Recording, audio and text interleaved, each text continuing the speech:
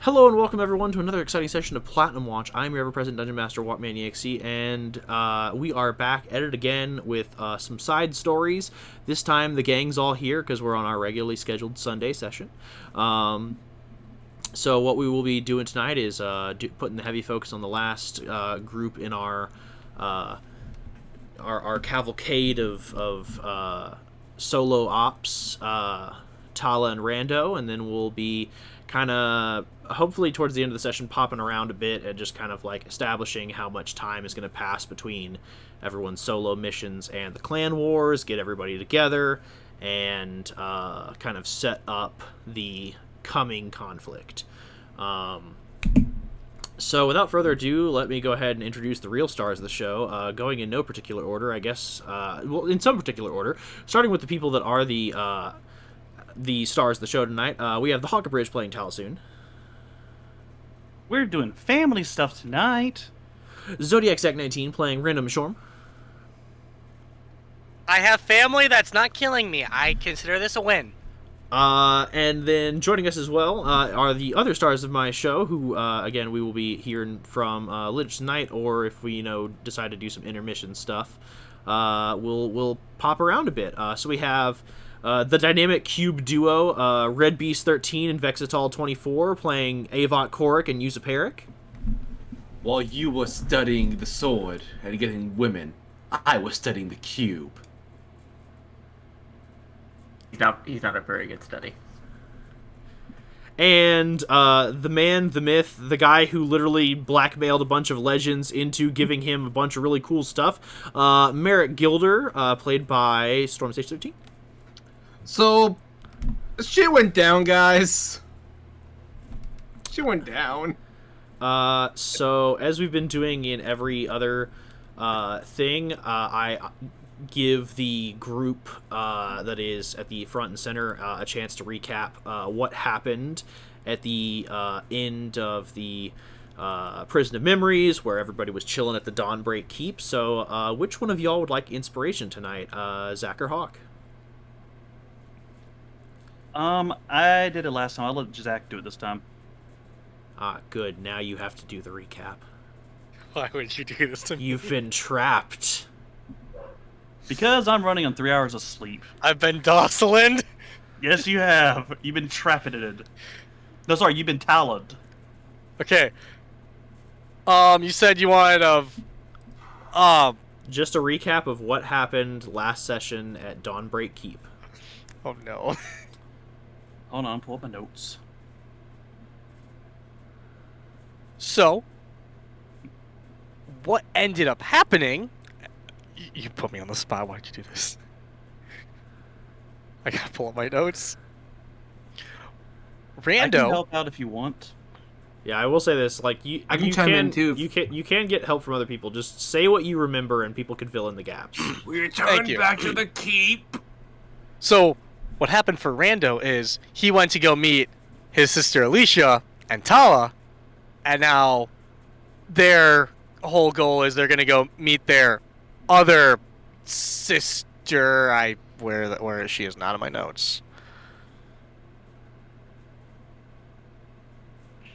Ariane. Yeah, that. Thank you. Korian Melanis. Melanis. I do not. You lied to do this to me. I chair broke. I'd like to phone a friend. I'll help you.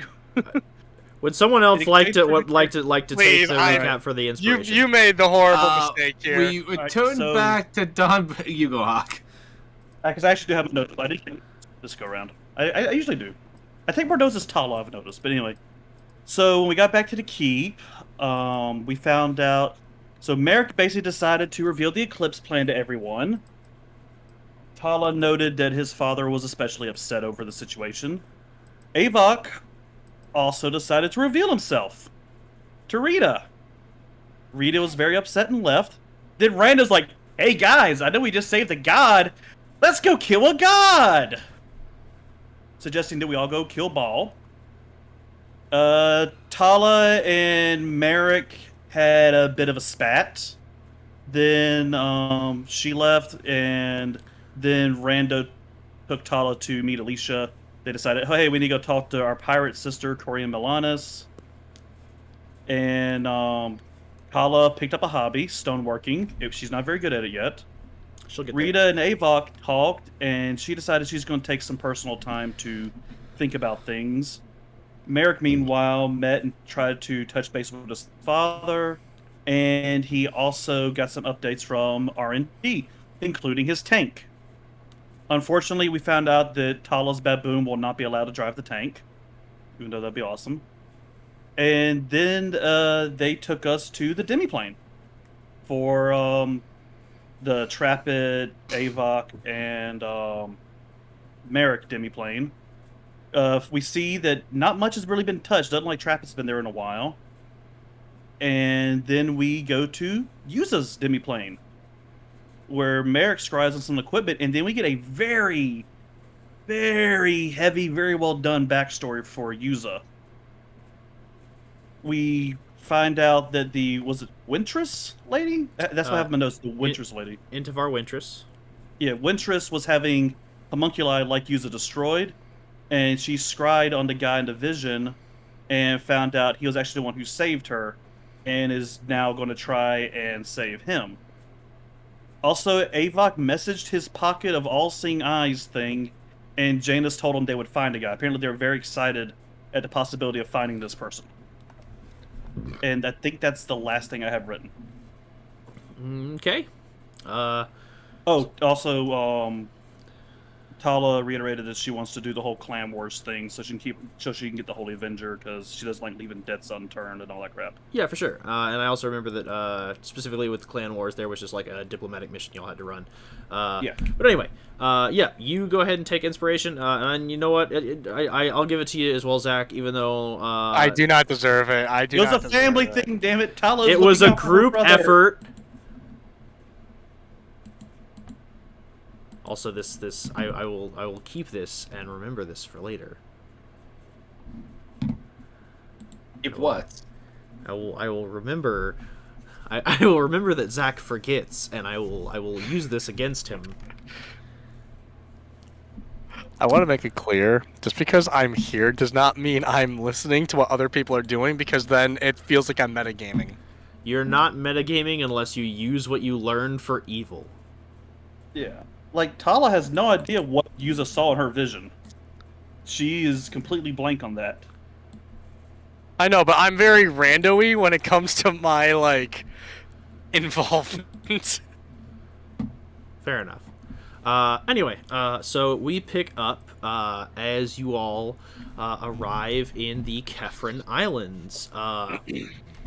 Now, which I guess is a great time for me to crack open my Kaspar's World document, because there is a little bit of rundown I gotta provide on Khefra. Also, let me know if I'm too quiet.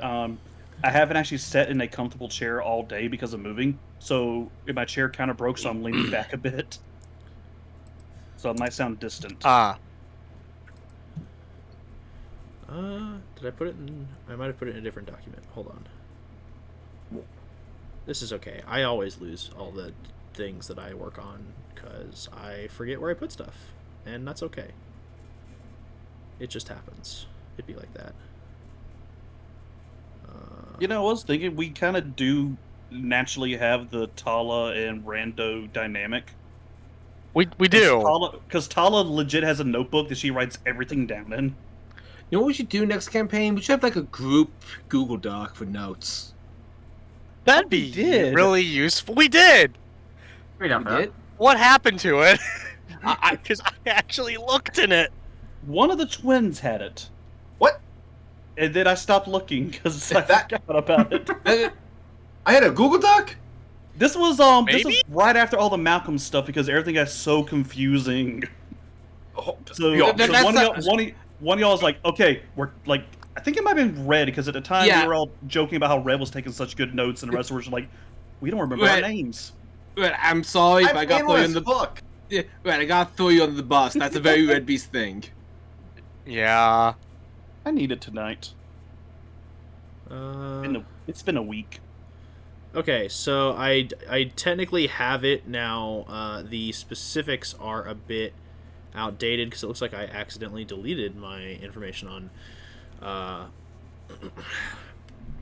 very honest, but that is okay. I can go ahead and rework the history for what I know of the Fifth Age. Okay,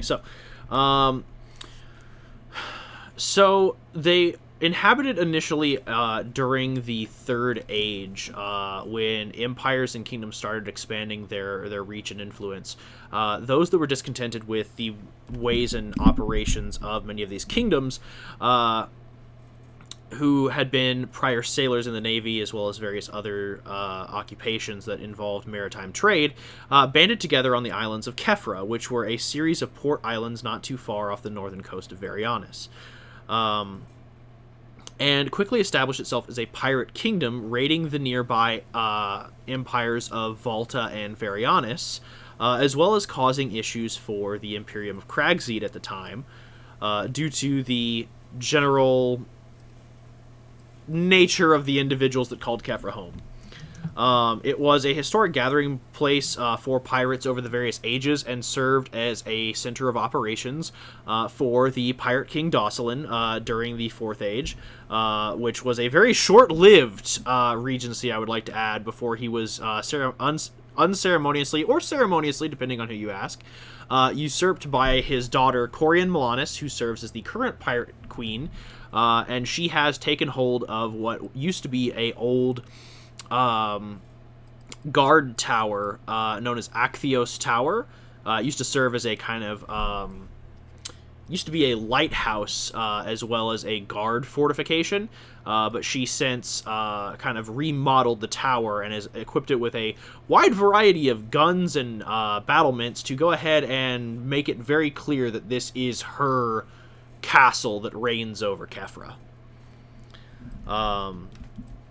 There are a variety of small cities, but the biggest, which you all find yourselves pulling into dock at, is the inhabitants of Planktown.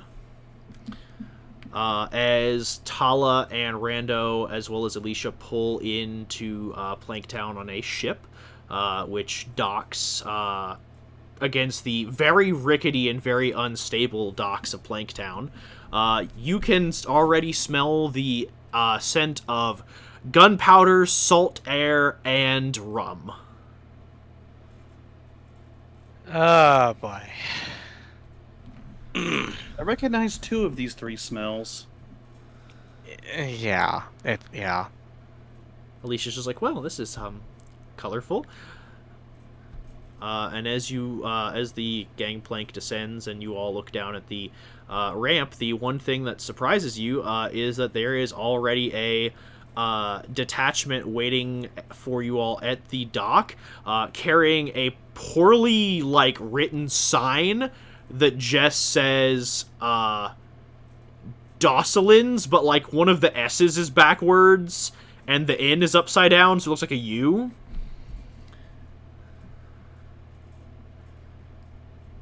I think I finally am starting to obtain OCD after all of this.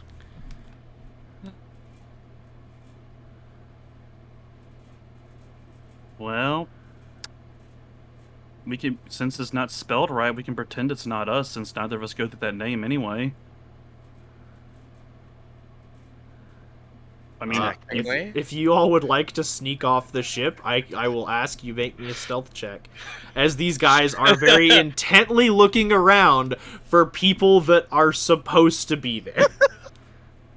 I mean, you just want to go. I'm gonna get shot as soon as I say I'm a Dosilin. I'm calling it now. I mean, we can just go gamble. I'm gonna get shot. I'm gonna go towards it. Tala goes to and takes point with the auras and everything. Alicia follows behind, standing literally directly behind Tala. I was about to say, Tala's just gonna have the arm that's not gonna go for her sword just behind her, just holding Alicia back. No. Tala's just gonna have her wings on either side of Alicia, just basically just making sure that she's protected at least on two sides. We probably should have her protected from front and back. Alicia's just chilling, by the way. She's just all right, this is cool. I know, Rando, are but you gonna both of us stand are behind me too, protective Rando? sister. Are you gonna stand behind me too, Rando? Then. Nah, if you're behind me, at least I know I'm not gonna get stabbed in the back. Fair. I mean. Well, Now I wait, just no, have to worry yeah, about my like, friend. I was gonna say you are his favorite. That might make her want to stab you more. What? You know, you are Trappist's favorite, so that might make our other sister want to stab you more. No, I'm not. No, I'm not. Shut up. I'm not the favorite. Shh.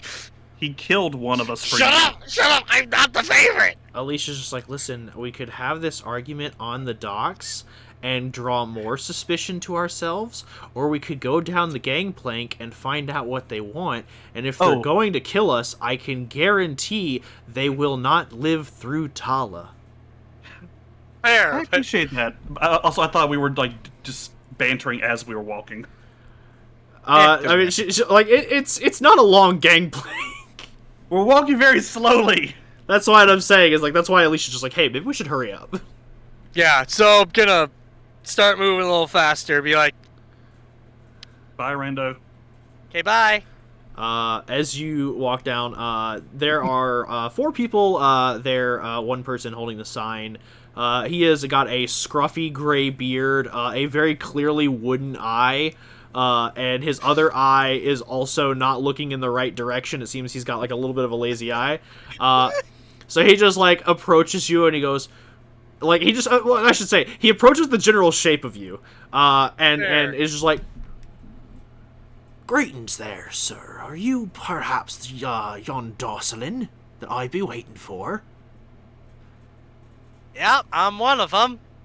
Ah, splendid, splendid. Pleasure to meet you. And he goes up and, like, goes to, like, you think he, like, is attempting to, like, reach for your hand to shake it. He ends up grabbing your shoulder and just, like, vibrating it. And he's like, I'm No-Eyed Pete. Sorry, I'm a little Let's get deaf. eyes. Repeat that again? It's a pleasure to meet you. I'm No-Eyed Pete. Oh, Question. Does he have God. eyes? He has AI. um, I mean, Walker, how do you make these characters? What the fuck? They just come to me in fever dreams. I regret telling you about our flag being's death. Actually, no, I'm 100% on board with this. We need more salty foreign pirates. Oh, no. Alright, hi, Rando. Nice to meet you, Master Rando. And I believe, and he looks over at Tal, and he's like, ah, I recognize ye anywhere. This is Alicia von Stanten. Pleasure to meet you. And he walks over and, like, Alright. accidentally steps past Tala and, like, almost goes off the dock What? before his just buddy, gonna- like, grabs him and pulls him back on. I was about to say, Tala's just gonna like reach out one wing and just kind of like scoop him towards her instead of going off the dock. Is our sister famous? He goes, Yes. he goes, yes, we've seen many of her artwork here. I haven't been able to see it myself, but I am told it's lovely. Oh, God. Tala's just sitting here like, oh my god. I am the least useful Dosilin. What do you mean? Everyone else is rich and famous. I'm Or not. Rando. Okay. And he looks over at Alicia and is just like, and you must be commander of the Inquisition forces under Merrick Gilder Talasoon. I've heard that you're a devil on the battlefield. I look forward to seeing you in action. And she just looks at Rando and looks at Tala and just goes, I think you've got us all confused. And he goes, have I now? I'm Yes, sorry, that happens a lot. Mr. No-Eye Pete, this Yes? is actually Rando Mishorn. Don't you dare. Don't you dare. He looks- Gesturing towards a post. He looks Fuck over at the post and he goes, right you are. And like the other pirates with like him are like, they're clearly like used to this, so they're just kind of like looking at you and like looking at Pete, but they're making no effort to stop this. And he just Okay. walks over to the post and tries to, like, shake its hand and ends up getting splinters in his hand. He's like, ha! Ho! A jest! You got me good! I appreciate that. I will enjoy picking these splinters out me hand. Tala's just gonna go over and just heal his wounds. He's like, It's, oh! Would you? Sorry, No-Eyed Pete. It's, you know how druids are with their wood jokes. You son of a bitch. Ah, yes, I heard about that spell once. Bark skin? Yes, Tala's just gesturing for Rando to get over there. But yes, so I'm actually Tala, this is Rando, and this is Alicia. Pleasure to make all your acquaintances. I am so pleased as punch to meet the guests of the Pirate Queen. Yep. Yeah. So, when do we get to meet her? Oh, well, I'm supposed to bring you to her right after you arrive. Perfect.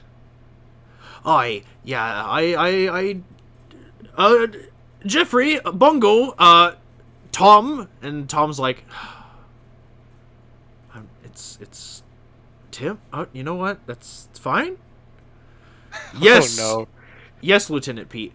Lead the gentlemen and the ladies over to the dinghy, and we'll go ahead and head over to the tower. And they're like, and they all like grumble a bit.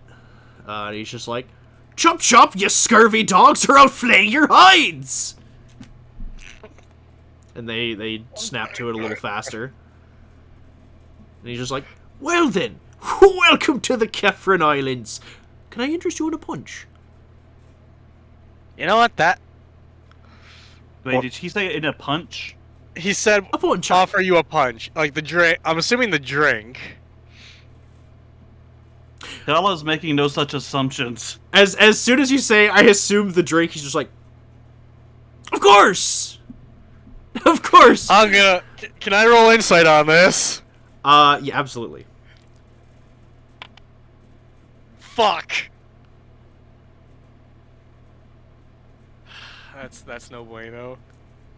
What's your insight? It might still beat his deception. Oh man. Can I roll insight too? Where's my insight? There we go. 12. Yeah, that still beats his deception. 100%, he was going to punch one of you in the face. Because you assume that is some form of greeting around here. And now that you have pointed out that punch is also a drink, he completely forgot about that, and is now like, I should probably offer them a refreshment instead of a punch in the face.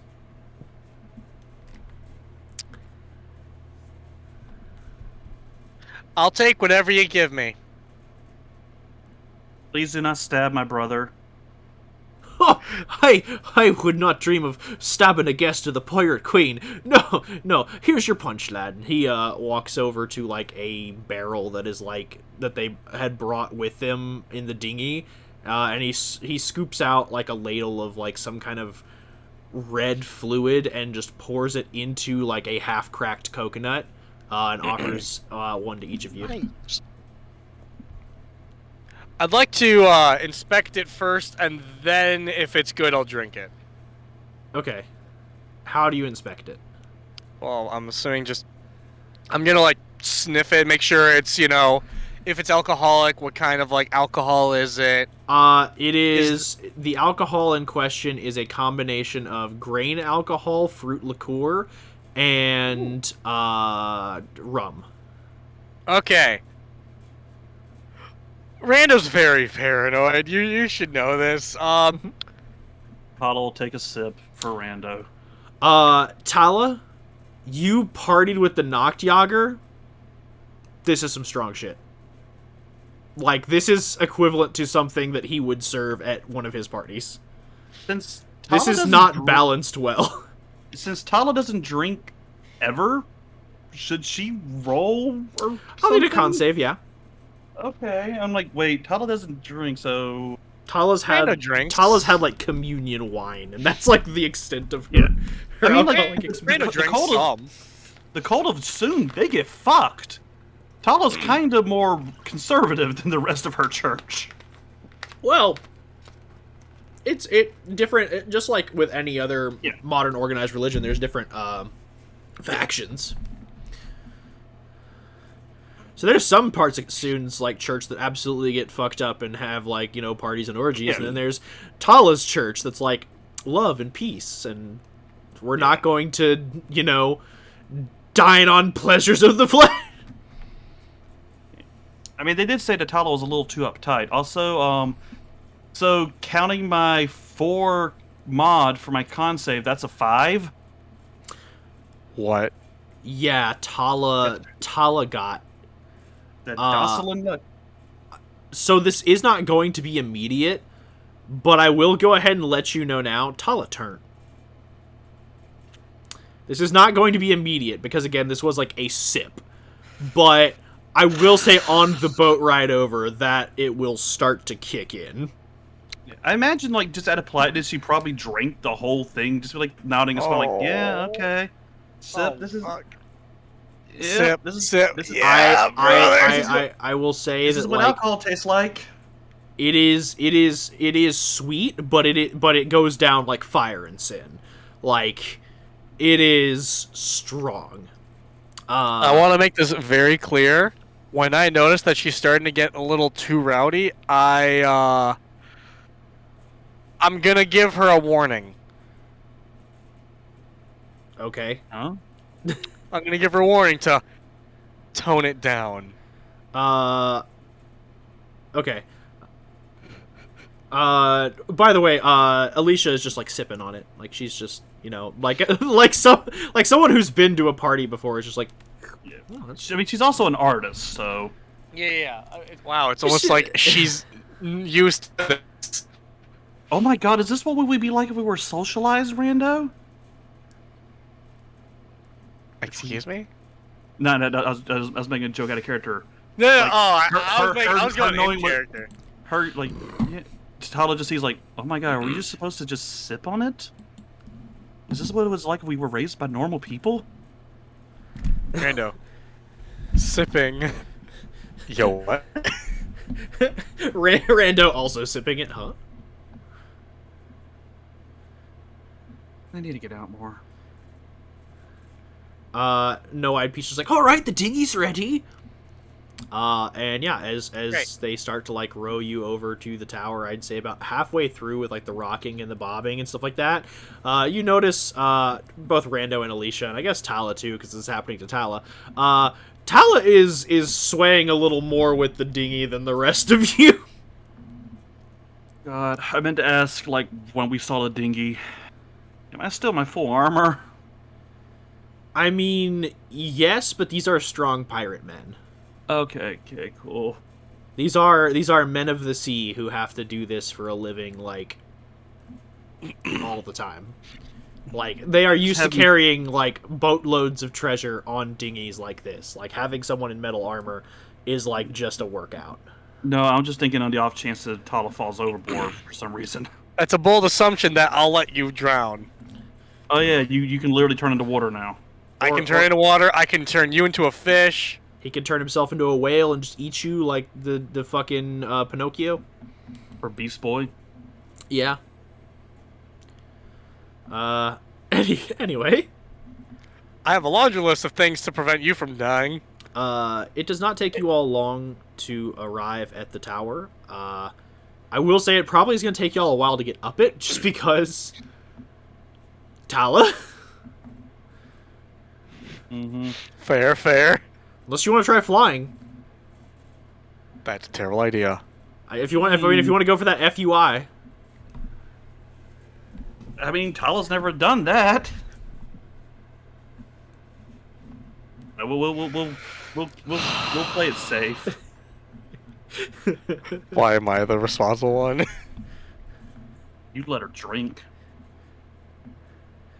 She's old enough, she can make her own choices. Why am I the responsible one? Also, Rando, everyone's allowed to make their own choices and suffer because of them. Anyway. As you all climb the tower, and like I said, it does take you a while, I will say, like, Bungo and, like, No-Eyed Pete do help out. Like, they're not just gonna leave you all with a very clearly drunk person climbing, like, a shitload of stairs. Like, I can fly up this. It's fine. No-Eyed Pete's just like, of course you could, m'lady. We're just giving you a bit of assistance. You know, helping out the common man. Or woman. Or non-personage. I shouldn't be stereotyping. It's just me old vernacular. Your old Vecna. What? Yeah, welcome to the club. Anyway. Tala, hey. Come on. Heal yourself of your alcoholism and let's get going. I just want to be happy. Out of curiosity, Walker, Uh-huh. would lesser restoration cure alcohol, like, essentially, like not a hangover, but Intoxication, seeing as it does count as a form of poisoning, yes, it would. Additionally, so would so would lay on hands. Yeah, I was gonna ask. I was about to ask if lay on hands or cleansing touch would have done it. Lay on hands will do it. Despite your divine health making you immune to diseases, you can still get drunk. Yeah. But yeah, you can easily just, like, boom, spin 5, lay on hands, and you're just right as rain. All right. Tala cleans herself up. come on. Even though we don't like our dad, we still have to look good. I like the idea that when Tala does, like, the lay on hands, like, the light of Soon spreads over her, and then just, like the alcoholic steam just comes out of her ears or something. Yeah. Like, her hair's just perfect again. Everything just looks normal. It's just a full detox. All right. That's just, Well, I mean, I've had better luck meeting relatives than you so far. So, what do I have to worry about? So as you all are led up to the top of the tower, you are led to the outside of... So there are 3 doors in this area. There is... and by the way, these are, like, labeled. Like, as you've climbed the tower, like, each of the rooms are labeled. It seems like Korian is a little meticulous in that. She does like to have things neatly organized. So, hanging above each door that you've seen thus far is, like, a piece of driftwood with, like, a word carved into it, indicating what is in the room. And they're painted, too. Like, they're not painted great, but they're painted. So, up here at the top floor, you have meeting hall, you have bedroom, and you have conference room. And gathered outside of what would be... meeting hall are a group of other individuals that seem to all have been gathered here. And I'll go around and describe them in no particular order as you see them. The first that stands out to you is that there are a pair of blue dragonborn men in full plate mail armor. Similar to Tala, they appear to be paladins almost. Wearing cloaks and carrying a set of weapons. The younger of the two wields a mace and a mighty shield, and the older of the two seems to lean on an old battle axe. The next person you all notice is a half-orc dressed in bardic garb with a long kind of, like, bearded and... a long braided chin goatee with gold ornamentation that is also jeweled. He wears very fine clothes and has a very nice hat on. Additionally, you notice that on his breast pocket is a seal that Rando, you recognize. It's not something that you would have necessarily been around a lot in your travels, but it's something that you can at least, like, you've seen it before. He is wearing a crest of a royal house of one of the various nations on the continent of Darius. Oh! Additionally, there is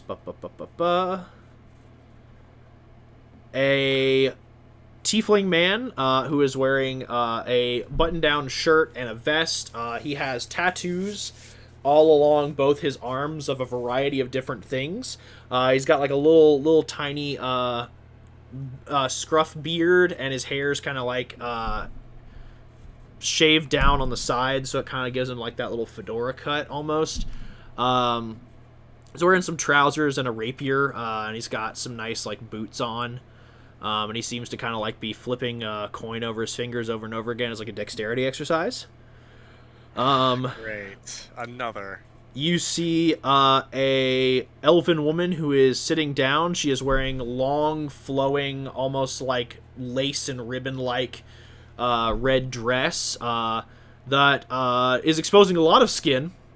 Oh boy. Oh no. And she has a hood drawn up. She has a diadem on her forehead made of solid gold with a variety of different jewels set in it. And she has like little like face paint on almost. You're not, I'll clarify. You are not sure whether it is a face tattoo or face paint. It is brightly colored, but you're not sure if it's permanent or if it'll come off. And this is the elf girl? Yeah. Okay. And then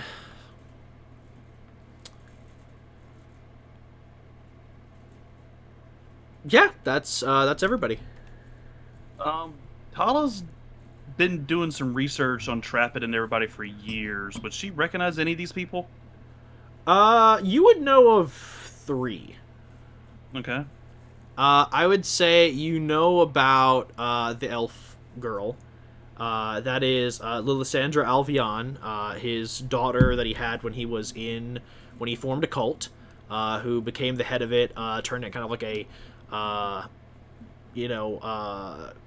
charitable organization that does like a lot of nonprofit work and a lot of like altruistic outreach. Don't get me wrong, they still have some wild parties and like a lot of other crazy shit that goes on the compound, and they have some very interesting beliefs. But they do overall believe that their purpose is that of a force of good, and so they put themselves to use as that. Of course, Trappit started a cult. Why? Of course he did. He's talked about this before, multiple times even. Yes, I Just know, mentioned but it. Rando constantly forgets. So the other is Voon Dorlin. He is a bard. When doing your research, you know that like he grew up in Broken Blade and Varianus, to an orcish barmaid.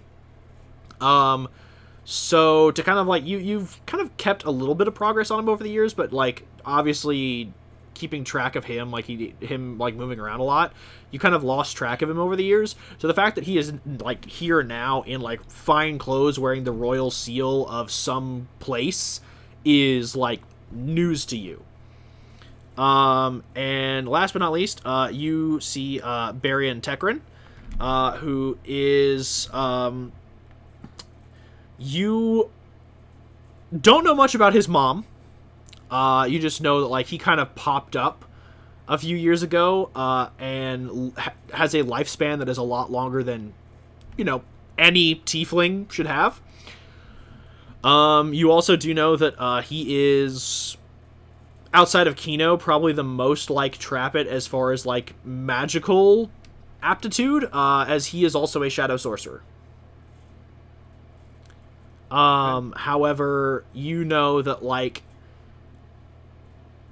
unlike Trappit, Barian kind of diversifies his portfolio as to who he associates with. Trappit kind of bounced around on allegiances, but would typically stay like pretty loyal to some people if they built a good enough bond. Barian has essentially like no loyalties outside of to himself, but when he does do work as a good guy, he's a really good guy, and when he does like shitty stuff, he's probably one of the best criminals out there. I imagine that the paladins she served would probably had a bit of a file on this guy. Yes, they did keep file? tabs on him. More like a book. They did keep tabs on him. The problem with being a shadow sorcerer who's really, really intertwined with the criminal underworld is you can vanish very easily. Very shadowy. Yep. And Rando knows none of them. I'm gonna get stabbed. As they look over at you all as you come up the stairs, Alicia just kind of waves, like she's friendly. She's like, "Hey, I guess you're also all here for the meeting?" And they just kind of like, some of them like look amongst each other, and then others like nod and confirm. Some of them kind of stay aloof. Uh-huh. Awesome. I was hoping the dragon one would be here. Which one? Ari. Ari? He's not by blood. Close enough. Yeah, he's my adopted brother, but you know, my adopted. At least he chose brother. you two. I helped him out.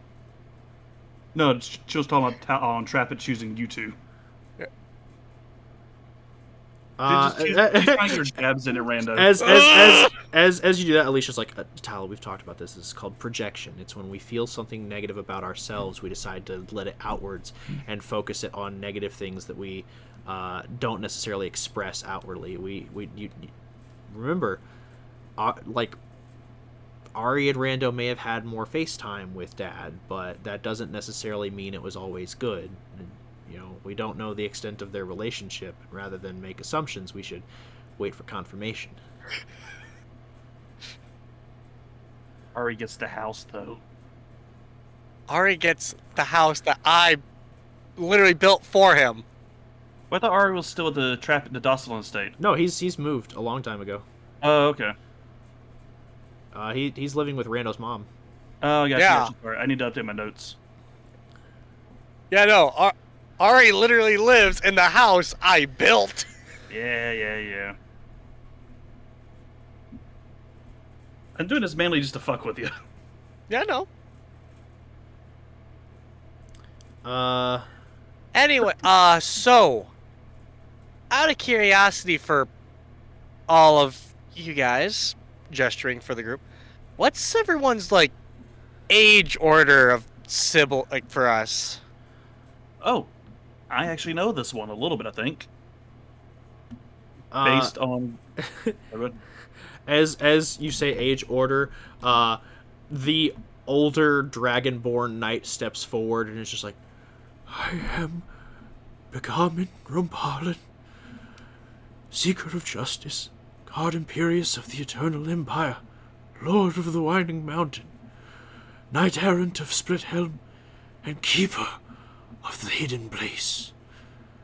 I am the oldest here, although I would say that my older sister, who is the guest of tonight's events, is older than me by far.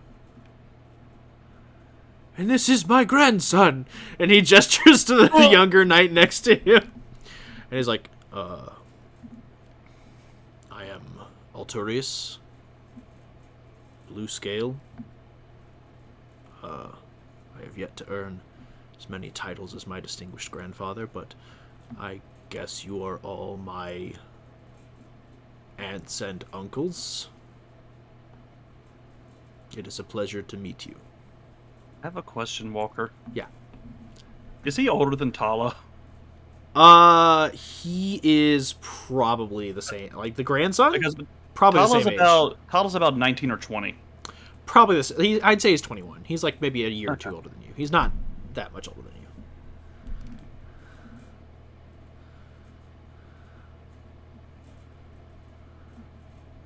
Because Dragonborn don't live for super long. They live for like, I want to say, like 80 years tops. They got like a human lifespan. They actually live less than humans do. Oh. It's like what, 80 to 75 or something there? 75 to 80, yeah, and then tieflings live to be about 80, like it makes no sense. 80 to 90. like 100, right? 80 to like 90 something, yeah. They're half dragon. They should at least get 100 years. They're not half dragon. They're not. You know what I mean. They are dragon kin. Technically, they Yeah. are a race that existed to serve dragons. If you think about it, they have more in common with lizard folk than they do with dragons. Technically, Dragon Dragonborn subs. that. technically, Dragonborn are just big Rando, I kobolds. didn't think you'd be that racist. Hey, I'm spitting fact. Dragonborn are basically just big kobolds with breath weapons. No, I'm fine with you. That's cool. Anyway, I like kobold. Voon speaks up next and he goes, I would assume then that I am the second oldest. And as he like steps forward like into the light a little bit, like you actually do notice like he it does have like his hair is graying. Like it's not like fully gray yet. Like Begamin, like as a Dragonborn, like is old. Like this man looks like the fucking Grail Knight from Indiana Jones. Like, this is a withered Dragonborn that has, like, cataracts, basically. Oh, yikes. Then Voon looks a little, like, he looks like a half-orc man, like, in his late 50s. Barian steps up next, and he's like, I think I'm next oldest. Yeah. And then Lilysandra looks over at Begamin and finally speaks up, and she goes, I'm actually older than all of you. I was gonna say that I kind of know about her organization. And Begamin is like, but you look so young. And she's like, well, I'm a full-blooded elf. And he's like, ah! This explains it all. Of course, the vitality of the elven race. Yes.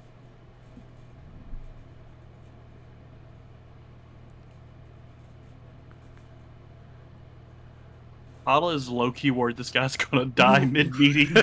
He just looks over at you and Random. He goes, it is good to finally meet more of us. I did not know many existed. I have been guarding the hidden place for father for so long. I have not been able to socialize. Pray tell, has anyone here met him? Has he spoken of any of us? Yikes. Tala just kind of raises her hand. He doesn't know I exist, so I'm kind of out of this by default. Also, Sure. I think Rando is next after she points to Barian, and then Alicia, then me. I think that's everybody. He looks and is like, ah. So what names do we all bear, if I may be so bold as to ask your namesake? I, of course, introduced myself and my titles.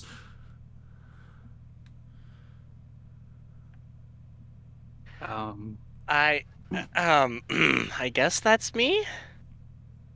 I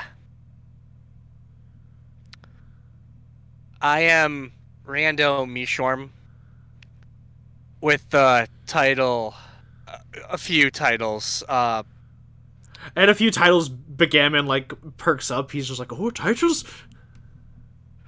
This is- I am. One of them is not necessarily a title. It's more of kind of what I am. I am the balanced one. I've traveled across essentially all the planes, the elemental planes, and have obtained a piece of the primordials to keep balance in all of the lands. He is the balanced. He is also. What's my proper title? It's the hunter of the bat. Yes, that also that you are also the. You hunt bats? The hunter of my patron. Yeah, he's also the. He is also the second in command of the Silver Dawn Inquisition. He's like, ah, I have heard of the Dawn of Silver and the great holy champion of Palor, Merrick Gilder. Yeah, Merrick is pretty great. Yep, he is our commander. I mean, he's an amazing commander. He's just he can I'm like trying to be formal here, but it's like they're he also family. he can hear and like sense the apprehension in y'all's voices, and he's just like, ah, And he just doesn't pry any further than that. I am Talasoon, Paladin of Soon. And I think technically my title is Sword of the Inquisition. Yeah, I think that's right. Yeah, because I'm sworn to be the Lord Commander's sword, so there's that. I think my actual rank's what lieutenant? Yes. I mean, but people who are higher ranked than me answer to me. I, she just kind of whispers to Rando, I don't think Merrick, I don't think he knows what my rank is. Oh God, why am I in charge of people I'm not supposed to be in charge of? If there's any consolation, Merrick doesn't know his own rank. You're Lord Inquisitor. Get over it. Merrick's And first military Lord campaign. Commander of the Silver Dawn Inquisition. Technically, Lord Inquisitor. technically speaking, Tala only answers to like two people. You technically only answer to Cullen and like Merrick. Yeah, those are like, so technically speaking, you are like, Cullen is like Knight Commander of the Inquisition's forces, so you are technically just the commander of the Inquisition's forces. Like you, at one point had Cullen call Tala the Sword of the Inquisition, so that's why she's like, all right, this guy likes big titles. That's what she'll go by. Yeah, no, like, but Gaiman likes big titles. He likes people to be fancy. Yeah, I am a commander of the forces of the Inquisition. He nods, and Voon is like, I don't know if it matters, but I am history keeper of the kingdom of, and let me pull up my list of nations here because I have too many. Yeah, I'm having the same issue in my home game. We haven't met in months just because our schedules suck, so I've just slowly been compiling documents. He is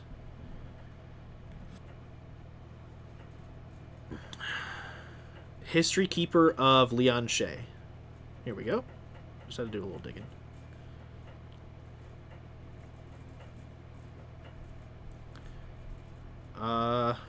Yeah.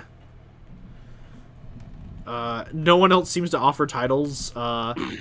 Lilisandra is like, I have some, but you know, they're not for like, I don't really believe in titles. Why do I feel like I'm gonna hate her? Which one was this? Lysandra, I'm assuming. Yeah. Tala's eyeing Begawan to make sure that the comment "I don't believe in titles" just didn't kill him. It wounds him a bit. So when I get a chance to like talk in private, I'd like to talk to Begawan. Okay. Like when we get the chance, I'd like to talk to him in, like from private.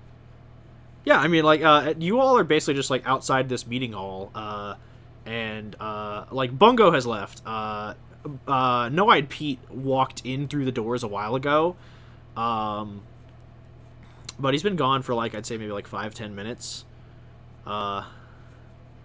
and y'all have just been kind of left to your own devices. So if y'all want to socialize with any of your siblings, like, or have like private conversations, like, you can, you know, pull people aside. Like, it's not a.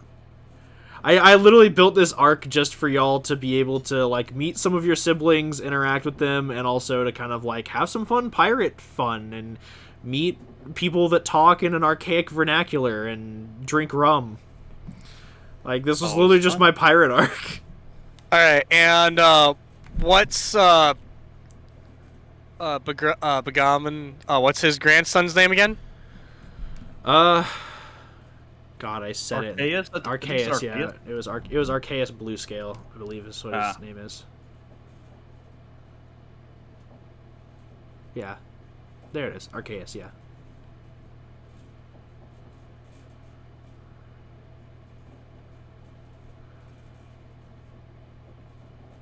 And that's Bluescale.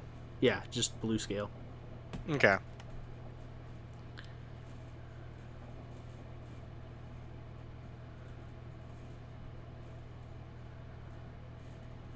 I was Okay. just going to ask him, so how old are you? Just trying to get a timeline here to Arteus. Okay. What the hell is that? Don't worry about it. I get to scroll back through my history document and find the exact date that each of them existed. I just want to try and figure out how old they are. Because it's like, it's. Our father's been around for almost 2 full ages now. It's a time. Again, like, I have a general idea of how old Trappin is, but Rando doesn't know how old Trappin is. Yeah. I just told you his exact age. Yeah, how many years ago was that? Like, 3? Technically speaking, I think because I have it based off of more or less I have everyone's age based off of Korian's age. So I know that she betrayed Trappit at around 3786, and she would have been 59 at the time. And right now it's currently 3846. So it's been about, give or take, 60 years. So I figured they would have been older, honestly. So I would say, well, halflings don't live super long either. They live to be about 150. Yeah. So I'd But say, Dosilin blood. yeah, but these are the ones that are still around. Like, Yeah, I know. of the ones that are still around, like, she is the oldest, save Kino and your elf daughter. Yeah, well, I mean, elf. Your elf daughter is probably, like, in her hundreds. Like, she's up A there. couple hundred, so yeah. Yeah. So I'd say that, like, at this current time, Bagamon's probably 90. So So he's literally gonna die. he's thanks to his Dosilin blood, he has lasted longer than most other Dragonborns would last. But he is, like, old. For them, that's fucking old. But yeah. Tala's like low-key worried he's gonna die during this event, so she's just gonna pat him on the shoulder and just put death ward on him. I don't think that It's a- prevents it's a- natural death. Pleasure to meet you. Technically speaking, no, it does not prevent natural death. I don't know, I was thinking for like flavor text. Uh, Would shock and a heart attack be natural? by the way, like, him and his son are both, like, or him and his grandson are both paladins. Like, you never Okay, asked them never mind. what their oaths are. So, always nice to meet another paladin. And, Yes. It is good for those to be a beacon in Wait. the light and crusaders against the darkness, being the They're only hope against a crushing and unwhelming universe that cares not Oh, for true. the trifles of our minuscule existence. my oath is to the ancient tenets of justice. Ah! Both are y'all. I too am the oath of the ancients. who do you worship? I worship no god. For you see, paladins need not actually worship gods. It is our faith and belief that sustains us. And so, it is in my belief in duty that I have sworn myself to my father's service and to the service of my king. Up until that, I swore myself to my father's service bit, Tyler's like, why couldn't this one have adopted me? I'm gonna be honest with you, Walker. I was waiting for you to be like, yeah, I worship Tiamat. No. he doesn't worship a god. I know, but I was waiting for you to say that, and I'm like, I used to be worshiper of Bahamut. Just put that as a good error. Oh. In an odd twist of fate, Arceus actually does speak up as well. He's like, I am an oath of the crown. I am sworn to service of my king and to the duty of my people as my grandfather before me. However, I have taken the worship of a god. Me and my father both serve the Platinum Dragon. Wow, Bahamut, very nice. Indeed. I used to worship Bahamut. Ah, and you two have heard the singing scales of the Platinum Dragon and his ever quest to keep us on a path of good and justice. Yes.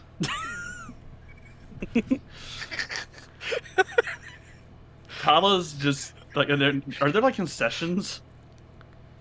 There's like not food around here, but like you could easily like take a few steps down the stairs, like flag down a pirate and be like, "Can I get some food?" Oh no, because if there was, Tala was just gonna like hand Rando a glass of whatever just to drink. I mean, y'all still have your like Rando and Alicia have been sipping on their coconuts. Like they've still got a good bit. Yeah. Okay. But Gammon, I know it's so you don't have to speak of it. What exactly are you protecting You wish to or guarding? You wish to know the nature of the hidden place? Yes. If that's okay with you. And I like this dude. He seems to contemplate it for a moment. And he goes, "I am sorry.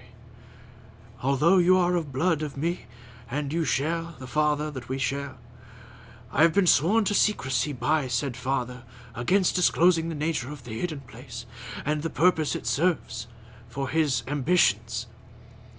I am unable to disclose its location to anyone outside of my own family and those that he brings before me, swearing that they are worthy to know the secrets within."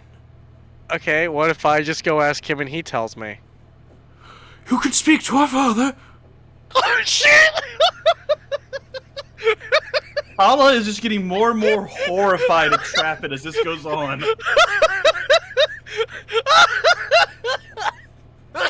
She just kind of, Tala's just gonna excuse herself.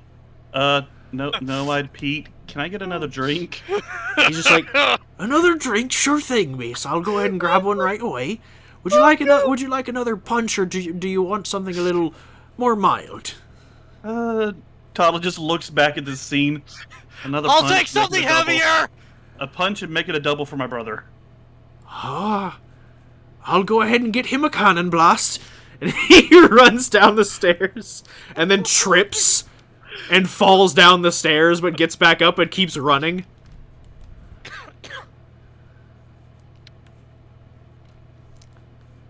He'll be fine. But Gammon just goes, "I worry for him." Well, Yeah, same.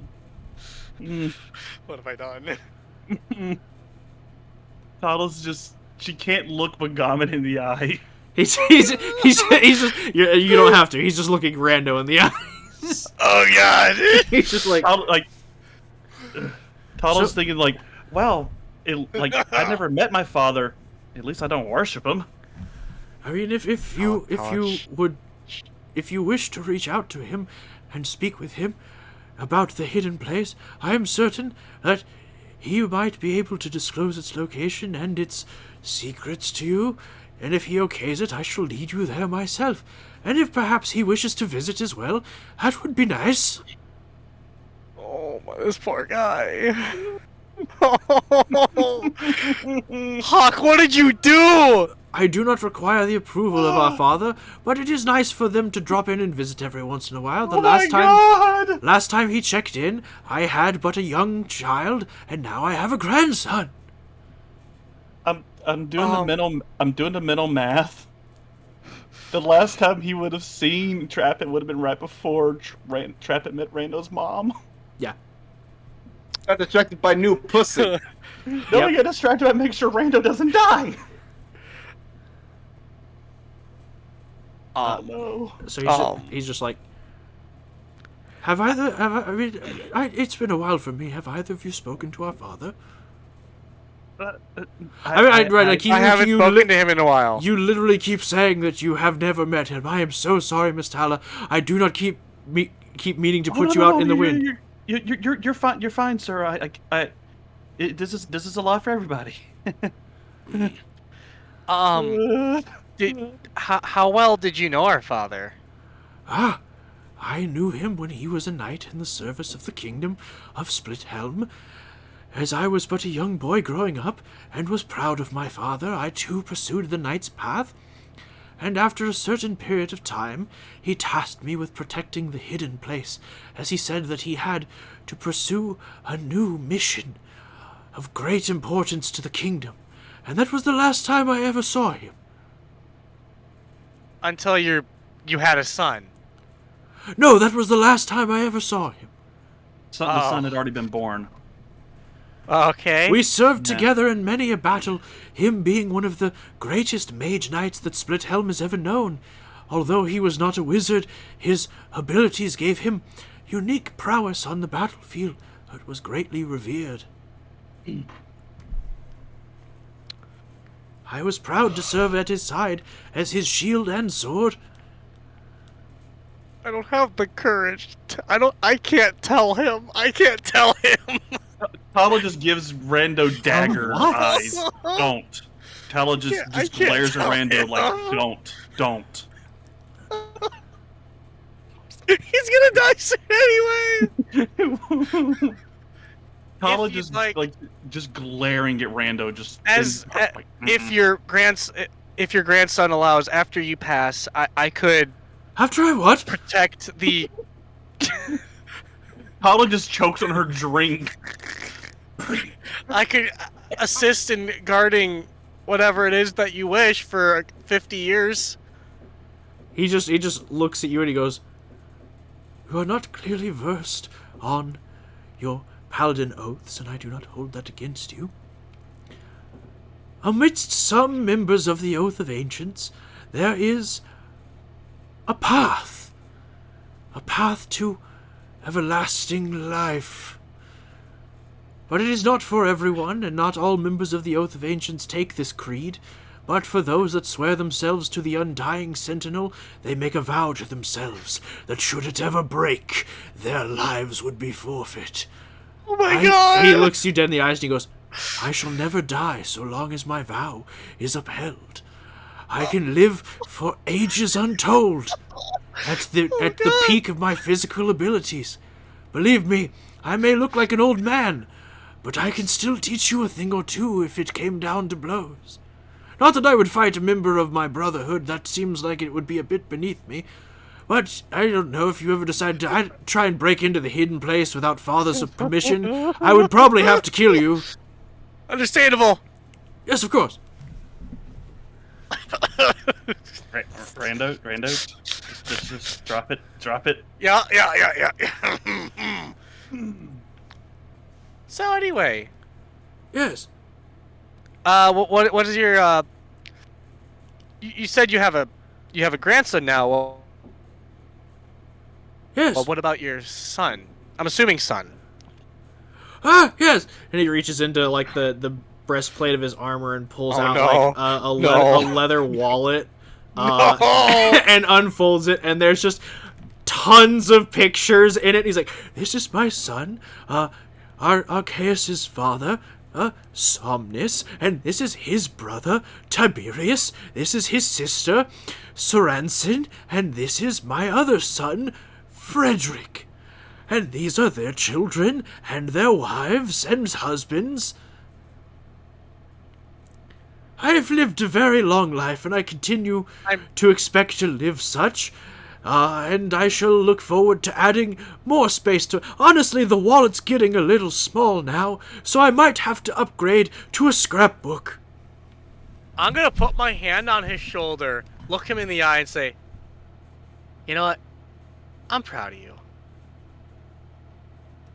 "Thank you. I don't require the approval of a younger brother, but it is nice." Storm, I am not telling him. I mean, what is it that he needs to be? What is it that he needs to hear? If I tell him the truth, he will die. I will be the cause of his death. It will be hilarious. Tala will legit probably kill Rando and bring him back to life if he tells this poor man. Tala will. Yeah, legit, I will kill you and bring you back if you tell him. I feel so bad. Like, I can't tell him, yeah, hey. Oh, Guys, yeah. Your dad left to fuck my mom! Guys. I mean, he already knows you exist. That Yeah, happened but he along doesn't the know way. that's the reason! I posted what was going to happen in the group chat. In the reaction. You son You're a of monster. bitch. Anyway, Yeah, pretty much. as this situation begins to escalate, the doors open, and standing before you all is a halfling woman. She has very, very long braided hair. I'm talking like, for a halfling woman, she's more or less like 3.5 feet tall. This is like 2 feet of hair. Like, That's a lot of hair. it is braided in, various styles. She's got, like Viking braids, French braids, dreadlocks. She's got hair ornaments of all various sizes, precious metals, and gemstones. She wears a large captain's coat that is red with golden trim, frills at the sleeves, a very nice shirt and pants, long waistcloth, and very ornate cutlass at her side, a set of black polished boots, and she is wearing a very fine hat with feathers extending out of it, with a crown patch sewn into the side of it. And the one thing that stands out amidst all this other like gaudy and audacious stuff is the one bit of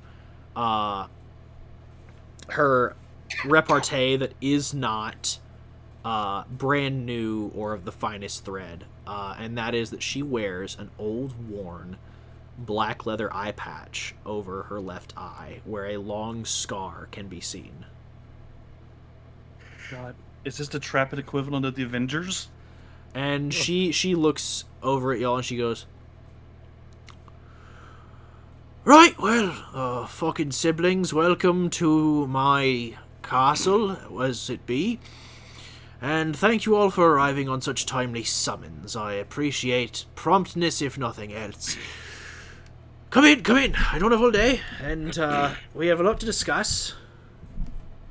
As each of you represent a variety of organizations and associations that I find myself allied with, and I need to discuss business with you all as family, as well as politics. So, let's not delay. Come on now. You can bring your drinks with you.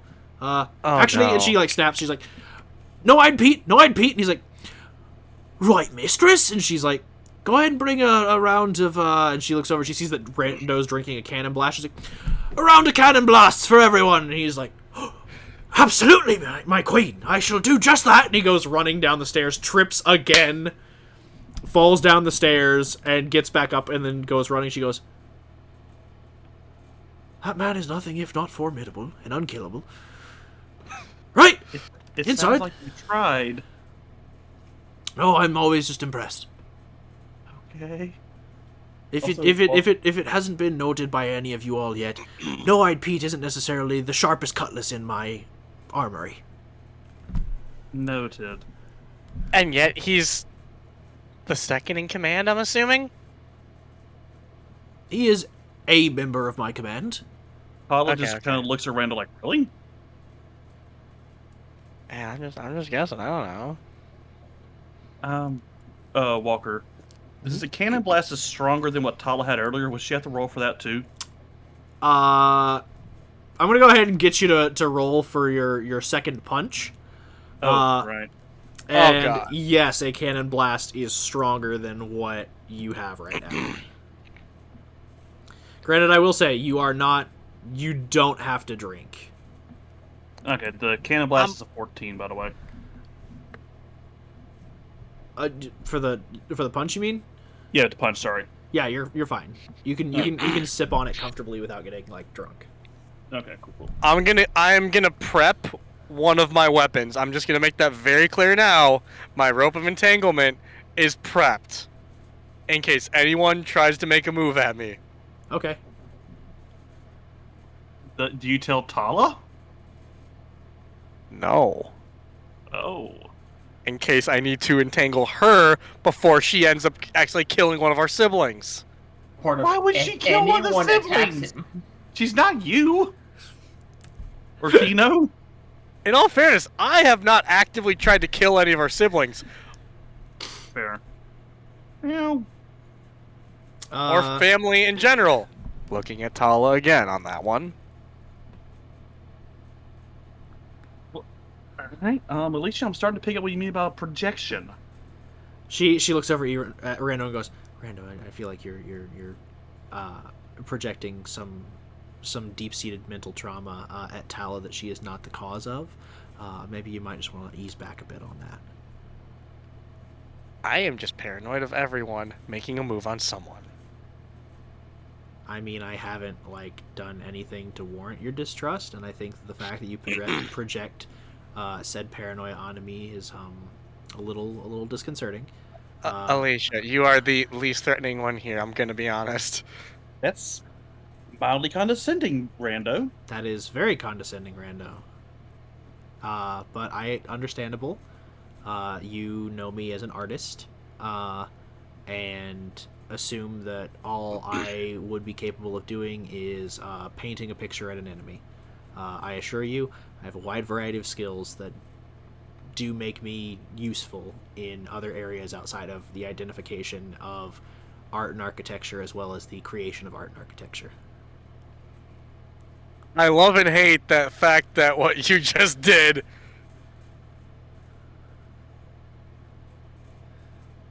I just want you to know that it is okay to be vulnerable sometimes. And yes, in this room of people, I would not say this is the proving grounds for vulnerability, but I do want you to understand that Tala has done nothing consciously, I assume, to warrant your distrust, so maybe just chill a little bit. I can only promise to try. I never said I was mentally healthy, let's be honest. That's all anyone can ask of anyone, is an attempt. Again, none of you have met Kino. I don't expect any of you to understand that. Do you say that to the room? Or just the two of them? Oh no. You just hear her going, oh! I'm gonna Brother Kino! I'm gonna flip a coin for that one. Yeah, flip a coin for that Kino, one. have you seen him recently? To the room. Okay, cool. Literally the entire room just erupts. Oh fuck! Oh fuck! In contradicting claims. Lilisandra's just like, Kino, yes, I remember him. He's kind of a cunt. Okay. He came by the cult once and tried to find out where father went. I told him I didn't know, and then he got not positive. And yeah, we had a lot of people leave us that day. Leave the cult, or I think they died. Leave behind the prison of flesh. Oh.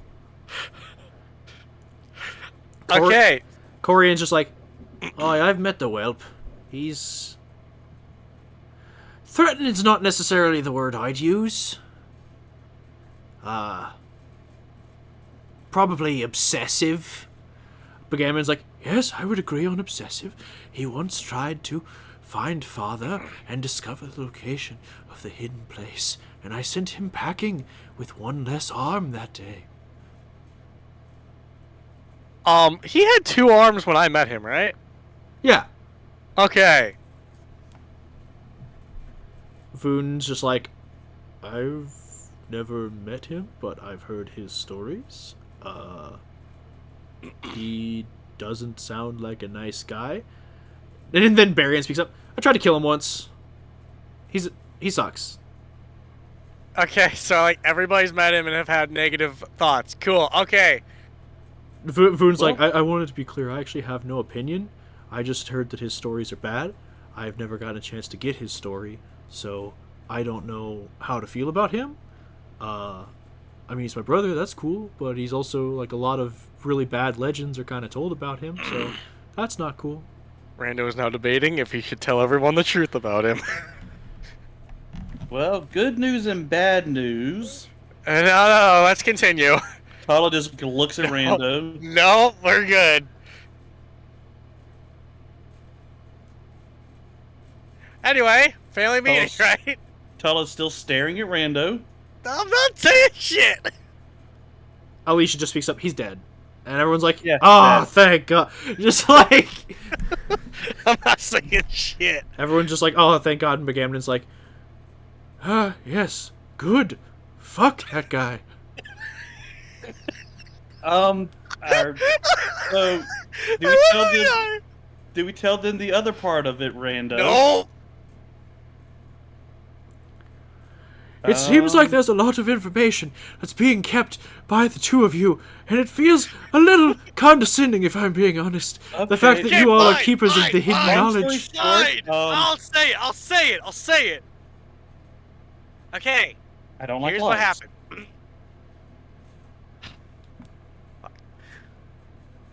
Father killed him. To save Rando. And others. And this immediately gets like a lot of mixed opinions. No. Lilisandra's just like, it's good that he decided to rejoin the universe as a positive force, despite his long history of being unpositive. Korian's just like, it was a fucking stupid thing to do. So you're saying that he just killed him because he threatened his little playmates? Well, there's a lot of reasons. They were trying to... Him and his mother... No, he kidnapped his mother. Oh, I thought they were working together. No, they weren't working together. No, Okay. he wanted It's been to so long. sacrifice- It's been long at this point. He wanted to sacrifice Trappet Yeah. and his mother to gain power, as well as Yeah. Rika, So- Avok, and a bunch of Long other story short, repeat. And Bagamnon's just like, yes. Then it Yeah, seems so- that our father destroyed him in an act of deep pain, but also love. To prevent him from becoming something darker and twisted than he could have ever fathomed. And Voon's like, and writing all this down. And he's just like taking notes in the corner, and Barry is just like, man, I wanted to kill him. I mean, if you want to kill him, if you want to like permanently kill him, I could send you to his location. Tala just looks at Rando like, the fuck? Barian looks at you, and for a second there's like a flash of like, kind of like, hell yeah, but then like he looks over you. He's gonna make an insight check on you. I mean, it's fair. More of I could tell you where he is.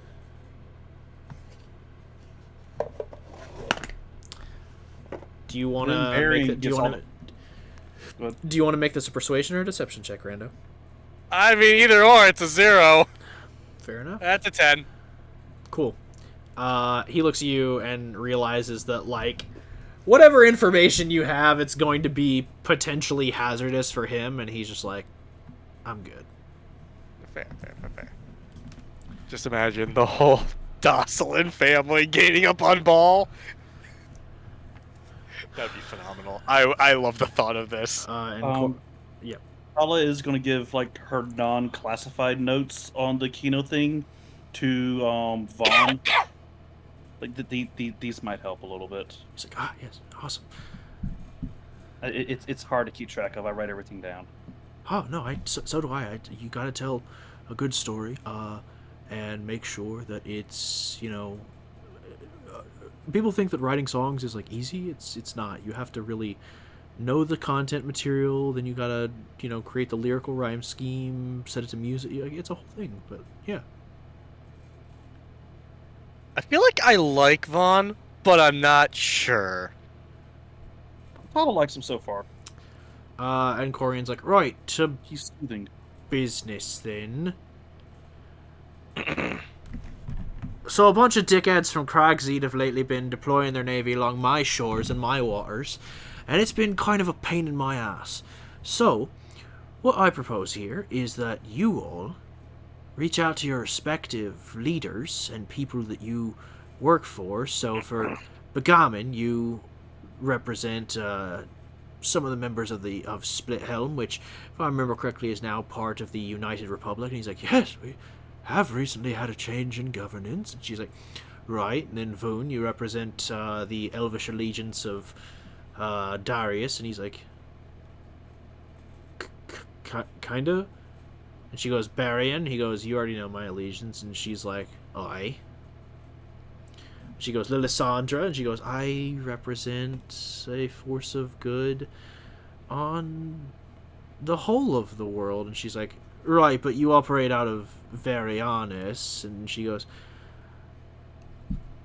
continents are just places that contain people. And she's like, right, way to state the fucking obvious.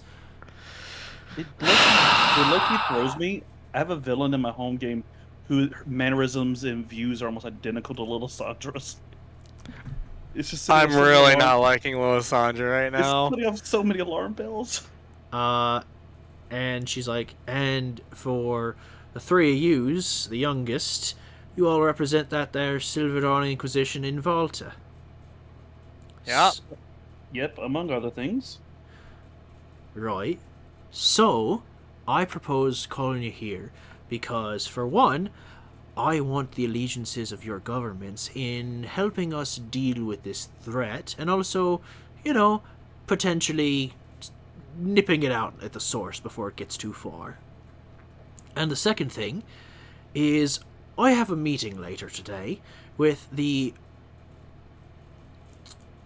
Court of the Pirate Lords, and a little bit of muscle wouldn't always hurt to coerce some of these scum-sucking barnacles into doing what I need them to do.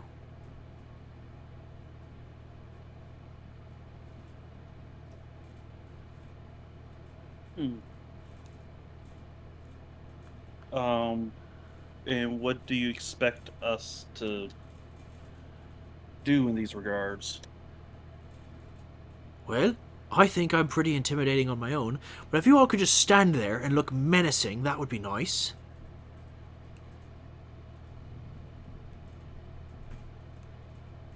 Lysandra, maybe just don't be there.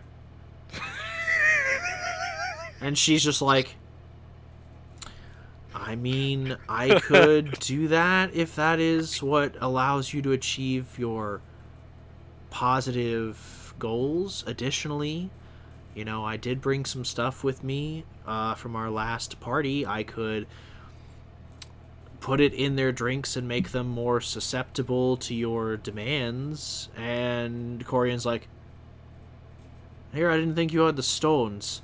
She's like, I don't. I don't. I don't have stones. I have rocks and crystals.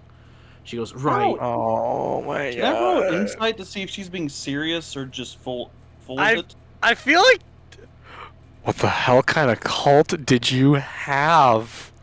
It was a lot of drugs, okay? Sorry, wrong voice. It was a lot of drugs, okay? It's a very long time ago. Very long.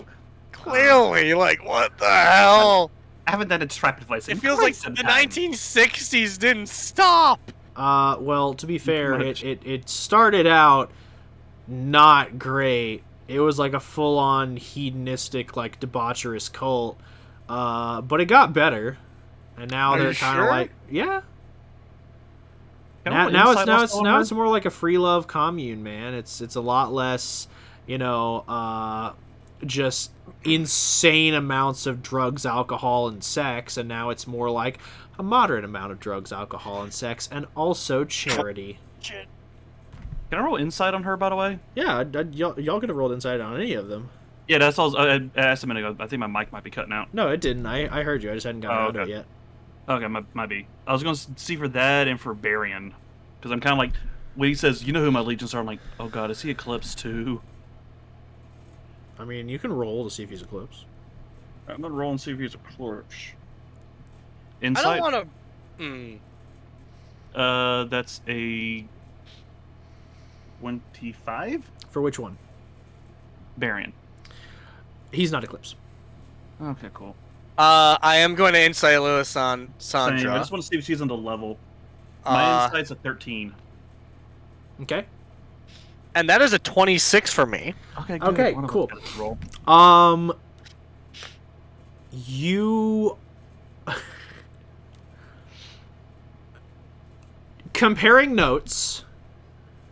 Tala would have like informed you that the cult that Trappet formed was kind of more or less like it was a cult of indulgence initially. Like it was a lot of going from place to place, eating a lot of fancy food, drinking a lot of like basically getting put up in nice places by rich people, offering like Yeah. the ability to do like if you've seen season 2 of the Umbrella Academy, it was a lot like Klaus's Got cult. it. Yup.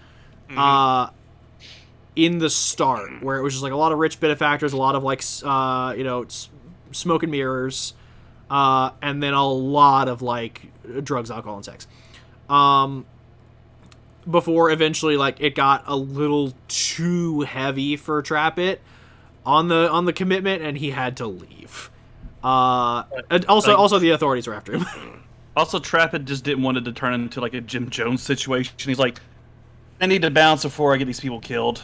Yeah, kind of, because at the time, I mean, Marianne was active in the area towards the end of Trappet's stay.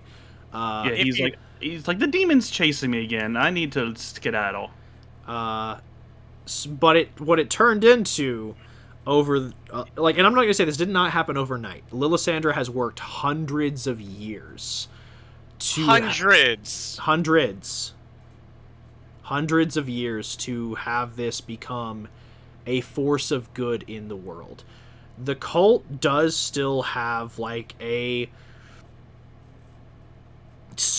mindset towards like spiritual healing and, as they call it, soul harmonics. But the essential idea is like a belief in positive thought and progress, with an emphasis on like removing negativity from one's thought, soul and vocabulary. Hence the reason why she didn't say killed. She said they left, and it hasn't said the word negative. She said unpositive. Makes sense. Also, to clarify something from my notes, Walker, she would be the first child overall that Trappet was aware that he had, right? Like, he didn't know Kino existed until recently. So yes, she would have been the first child that he was aware that he had. Additionally, I would say that over the course of his like life, like he's had other kids that like have died over the years. So like Korian is the third oldest now. Yeah. Lillisandra has always been the second oldest. She has been around. But she is like a full-blooded elf with Trappet's like bloodline. Magic. So she is been alive. So Lillisandra's the eldest. Then it's Korian, right? The eldest right now, since Kino's technically dead, but also technically like alive in Pandemonium. Yeah.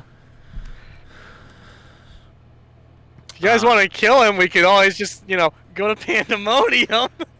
So anyway, Lillisandra has turned the cult into a force of like positive good. Like they do actually a lot of charity. Like all of the gold that they receive in donations from their rich benefactors over the like years has all gone to other people. Like it has not been used by them for anything except for the bare minimum, like providing for food and like paying rent on any establishment that they own or that they have that isn't owned by them. Otherwise, like everything goes back. Like there's a small amount of operating costs, but the rest all goes back into the communities that they are ingrained in. Neat. Yeah, no, I thought you said like she was like a low 100. No, she is hundreds of years old. Yeah, I comprehend that now. Yeah. Rando. Oh shit, she's the on eldest. on a meta level, Trapit wasn't really as much of a whoremonger back then. Yeah, no. He made sure that he did not have kids. It was just after all the run-ins with the demon and everything, he's like, I'm just gonna make a new family. And then bad things kept happening. He kept moving on. Yeah, like, I would say that she is maybe a little over 400, probably? Well, not 400, because... She'd be right at She'd be 400, like timeline-wise. well, no, because timeline-wise, like, Trapit technically died and was reborn in the year 3320. So that's when the event happened with his family. So I would say she probably was born like maybe 100, 200 years after that. So she's probably like pushing a little, like her mid 4th century. Like she's 350 something probably. Yeah, that's what I meant. Like she was on the closer side of 300 to 400s on it. Yeah. Yeah, because like Trapit's in the 600s. Yeah. So she's old. It's very hard to keep all these ages straight, guys. That's why I'm working on a timeline document. Yeah. No, I'm apologizing to the others for us working this out. I mean, elves, man. It's anytime elves are involved, it's always a headache. Like, I intentionally made Trapit the least elven elf I could. But yeah, that's what y'all get with a 26 insight. So like, she is legitimately like trying to help. Like she views everything that she does as helping. She isn't necessarily an airhead. Like she's very wise and she is intelligent. She just has just like Bagamon's grandson believes in Bahamut, she has a very specific set of beliefs on how the world works.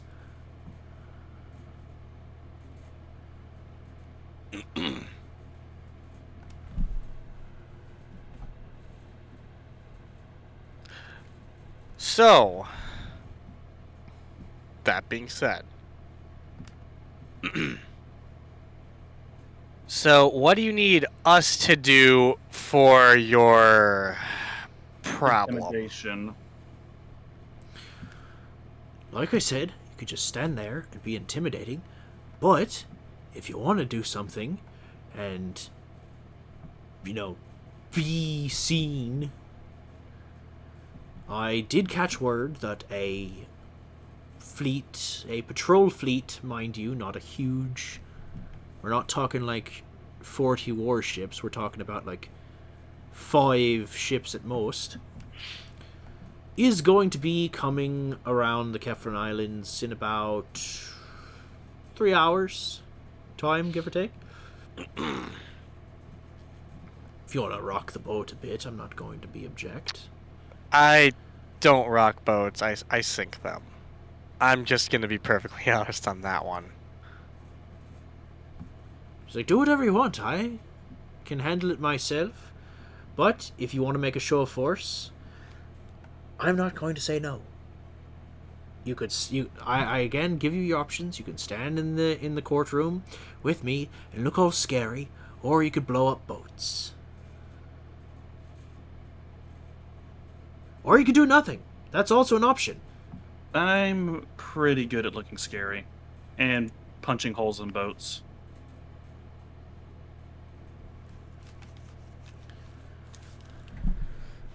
She goes again. It's whatever you all want to do. I'm just positing the offer. The one offer that I do demand is that you all take my request to your respective governments and organizations and just pass along my message that I will align myself with the greater powers that be in exchange for protection of my waters and, let's say, a little amnesty on my activities.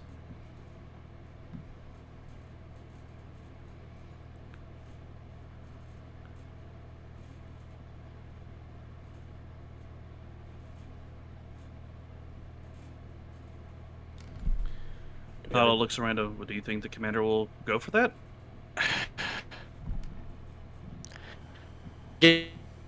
concern is what's happening with the whole Craig's situation. That's what I want to know. Well, You said there's an issue? What is it? their navy's pressing down on us.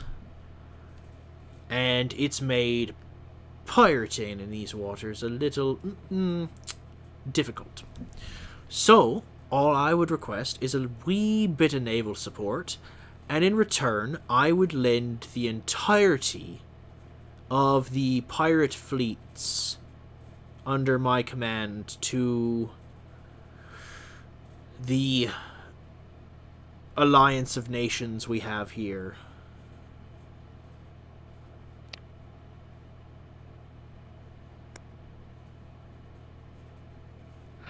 Why am I technically in command now? So,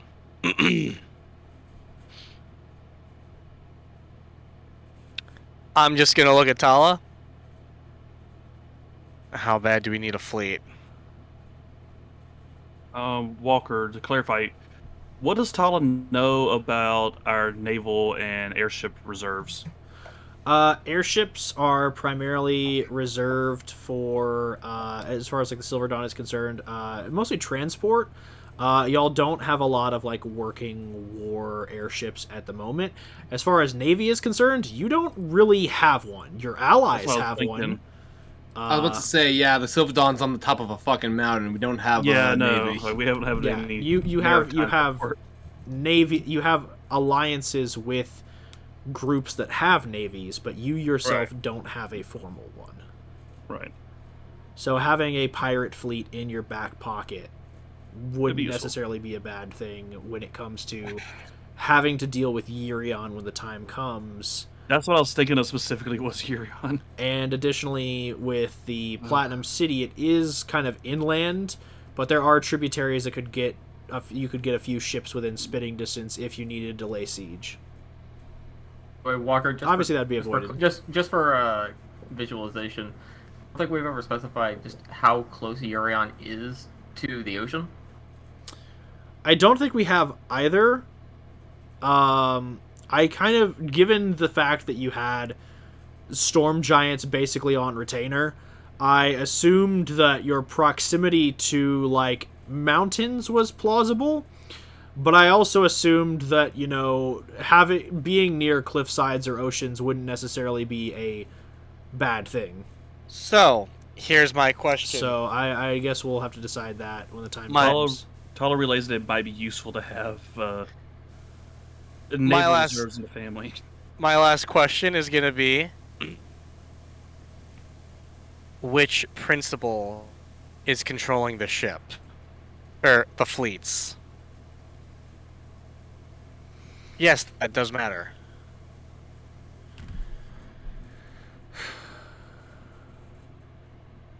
Which principals controlling the fleets?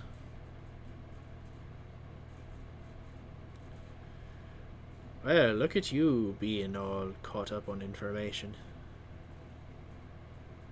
I need to be when it comes to Craig's.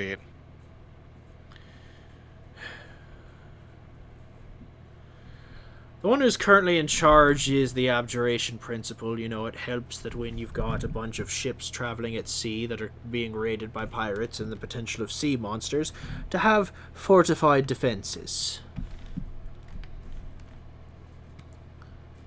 However, he's not always traveling with the fleet. Sometimes he's got to return back to his ivory tower.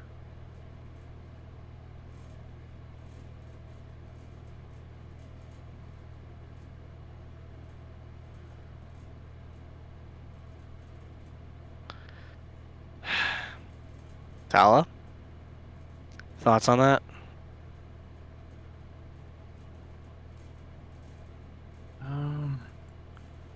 Sorry, Walker, I had an emergency text. Long story short, abjuration. I can't remember. Do we like abjuration? That's what I'm asking. Oh, I mean, that's more some user information then. yeah. Using his Stone of Sending.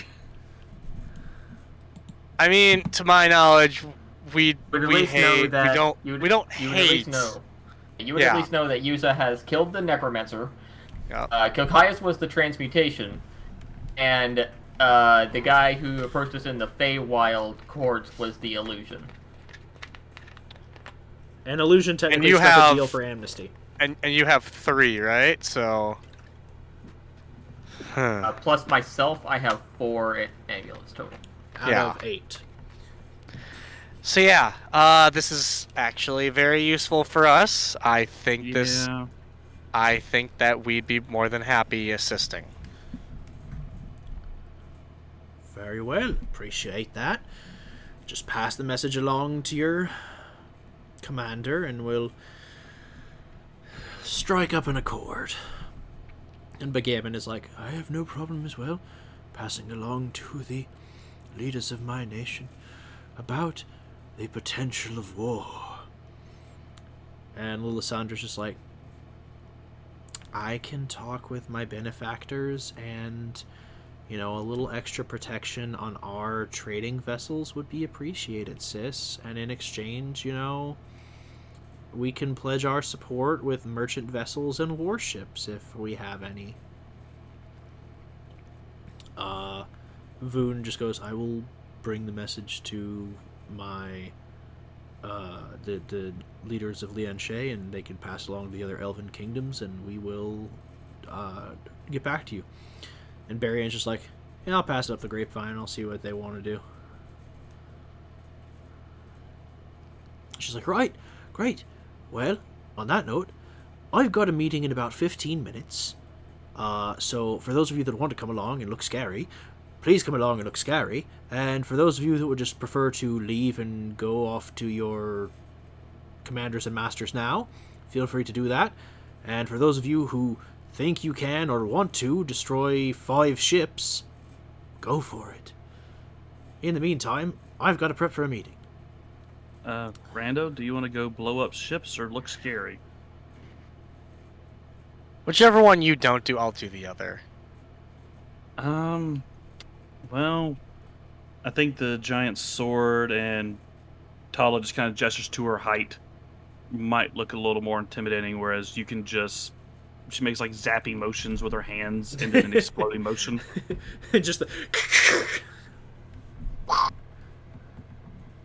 Hey, Walker, I'm gonna send you a message here real quick. Yeah, sure thing.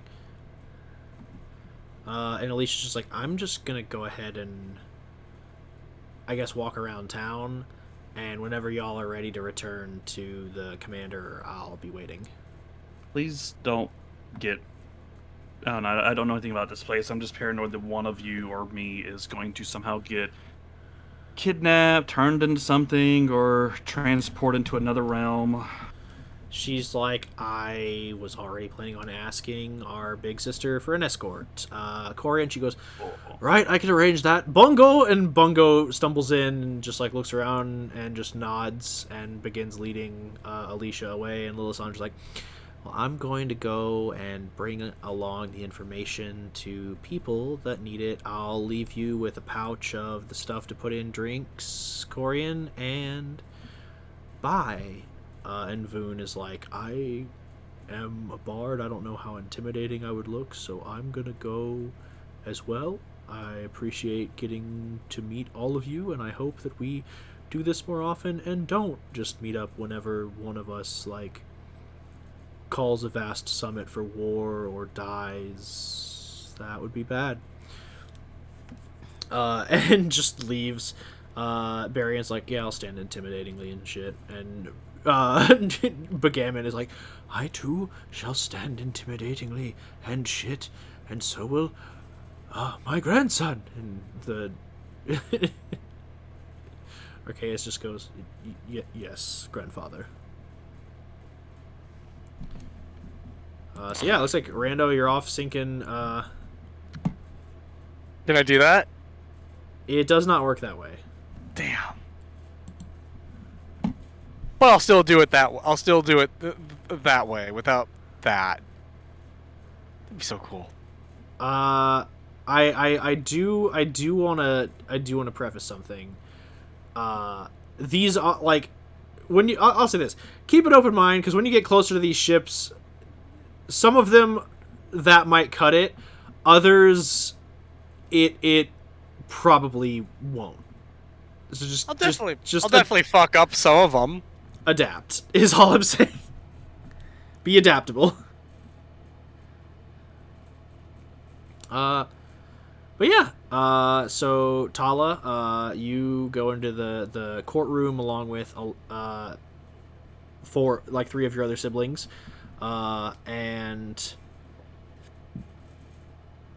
there's basically just like a long conference table here with seats, each with a name. Like, there are names that have been carved into this table over the years, some scratched out, others brand new, and a few are a little weathered. And Korian sits at the head of the table, where her name is one of 5, etched into the throne of the Pirate Queen, with the one before her being Trappet, and there being 3 others before them. 2 are worn from age, but one is still legible. It is the oldest, but it is the deepest. And then there's a bunch of other names carved into the table that are not important at the moment.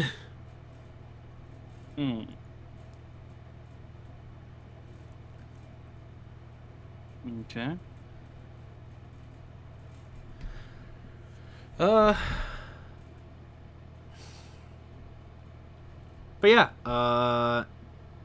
I'll go ahead and ask you to make me an intimidation check. Just keep an eye on that roll. And Rando, we'll hop on over to you, as there are ships a ways out from the islands that you can move to intercept them.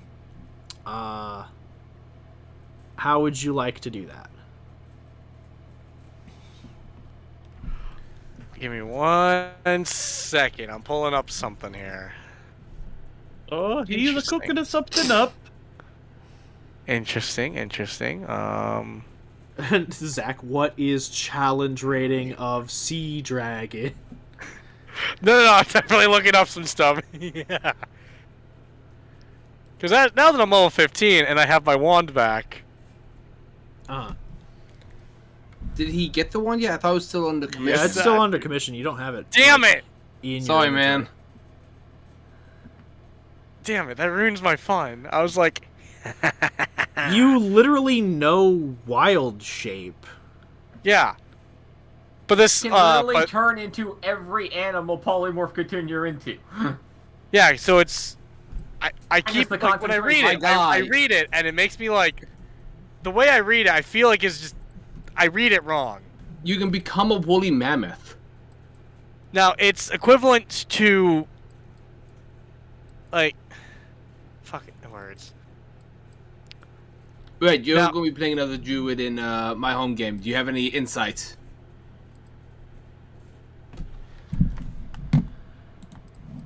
So, dead.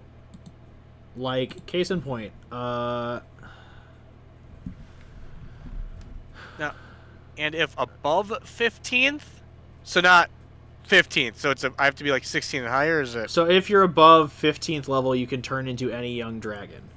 But if you're above 10th level, you can turn into any elemental. The way it works is that you use the Circle of the Moon Druid's like ability to wild shape, which basically means you can turn into a beast of a challenge rating not surpassing your druid level divided by 3. So your druid level is 13, which means you're able to transform into a beast of a challenge rating 4 or an elemental. Okay, so I did read that right. Elemental's kind of the better option here. Yeah. So, I am going to start out as a water elemental when I go into the, like, when I enter the water, so they don't see me. Okay. I'm going to slowly wade to the, I guess. So describe the ships to me. So you said some of them work, some of them, like, not so much. So like, you are danger. looking at 3 warships and 2 like frigates, basically. So like a warship would be the equivalent of like, speaking in like in like ship terms, it is the equivalent of like a man of war. It is like basically like the Queen's Hand Revenge was like a Spanish like man of war that was like repurposed for Blackbeard's like fleet. It basically could hold, if I remember correctly, about like 80 guns. So there are 3 of those. And then there are 2 frigates, which are like normal style like merchants vessels, like larger scale ships used for transporting large amounts of cargo, but additionally if repurposed for war or combat, can hold, I believe, up to like 30 guns on each side, and are relatively quick. Like a lot of pirating vessels were usually sloops or brigantines, which are smaller vessels, usually used by like merchants, or like brigantines in war were used primarily as just like fast kind of like hit and run ships. They weren't like typically used for prolonged conflict. Nice. So you're looking at like 5 pretty sturdy ships. Okay, and they're made out of all wood, I'm assuming, or? Yeah, they're all made out of wood. One of the Nice. warships, or one of the man of wars has iron plating on the hull.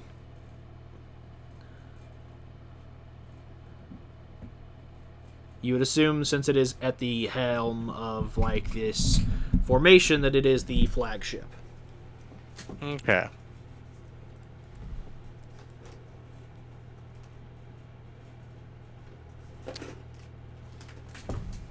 Since we're sort of getting into Neat. naval combat, which is something I've wanted to do for a while, time to get my Dungeon Master's Guide out.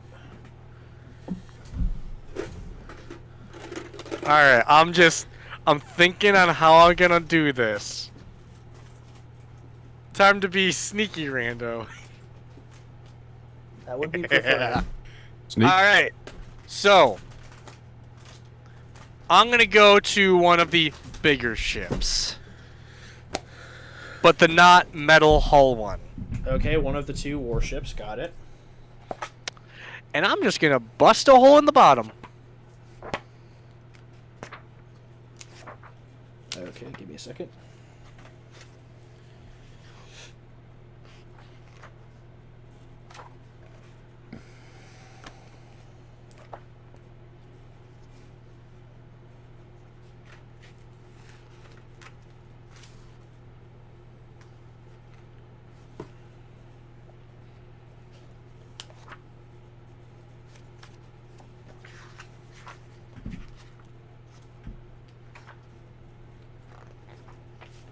Okay.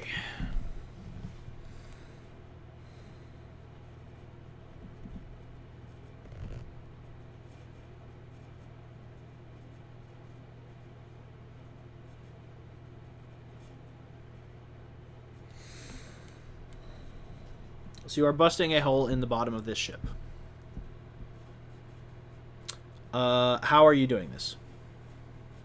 Well, the water elemental has a slam attack, so I'd assume that I'd be able to just start punching at it. Okay, so you are going to slam your fists into it. Correct. Okay, roll, since you have multi-attack, go ahead and roll me those 2 hits. Okay. Oh, right, sorry. I will count these as part of the same attack. Okay. Okay, so that is an altogether 25 to hit for the first one. Okay, that hits. Okay.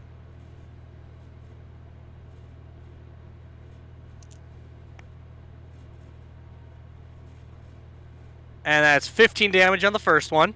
Okay. And second one. That is a 17 to hit. That hits. Okay. And 14. Alright, so with a combined total of 29 damage, as you slam into it with the first hit, like you see it lurch a bit, but it doesn't necessarily take any damage, and as you strike it with the second hit, the extent of your damage carries through, So the ship does, in fact, take 29 points of damage as the bottom of the hull cracks just a little bit, and you begin to see the ship taking on some water.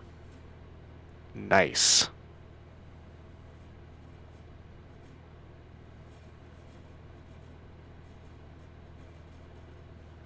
Alright. Now this is where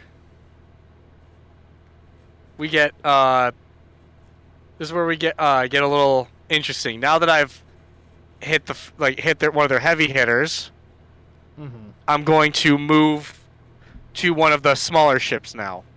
Okay.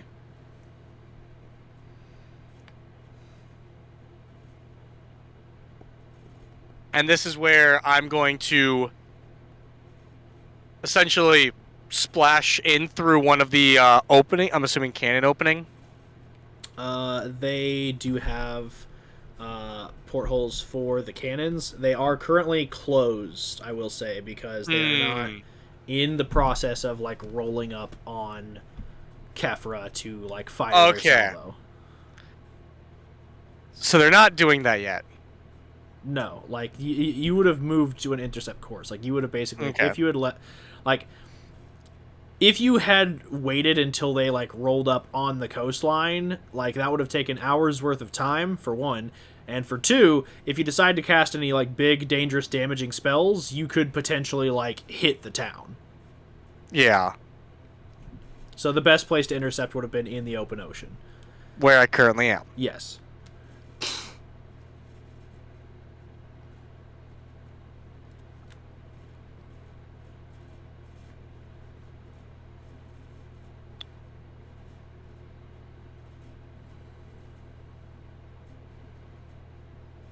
Okay. That being said, I'm going to launch myself up to the up on top of the main deck. Which ship? One of the, like I said, one of the two smaller ones, whichever one is the farthest, like the closest to shore. Okay, we'll just pick the leftmost ship. Okay. Okay, you pop up on deck. They immediately all, like, see this water elemental, like, appear on deck and, like, draw their weapons. I'm not gonna roll initiative for this, because there are, like... I'm assuming they're surprised. To some degree. Will that give me...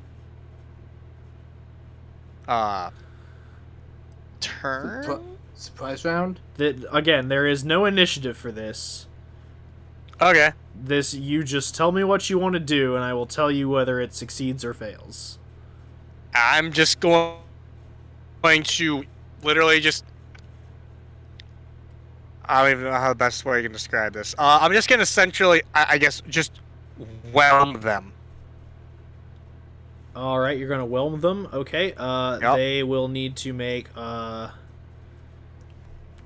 Let's see, this Strength is save. in your space. It doesn't specify... It's a large creature, so... say, like a 10-foot cube. Yeah. Okay. This is partly why I was like, hey, question.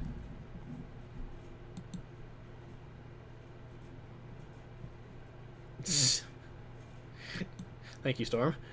I do feel like that sometimes. Anyway. Yeah, they're gonna go ahead and make. I'll just make a collective like strength save, and just see how many of them fail. Where did I put my dice? Too many things are moving around up here in DM space. Rando just be like, hey guys.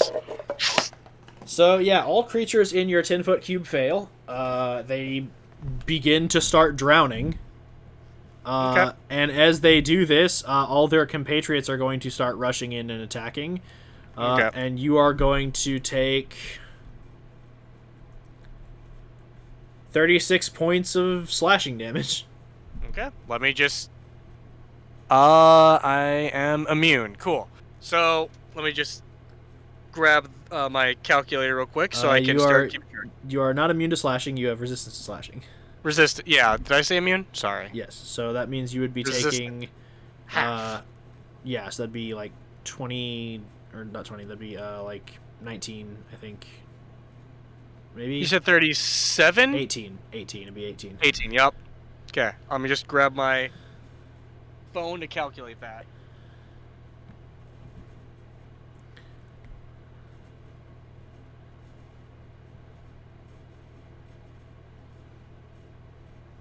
Yeah, so I'm just...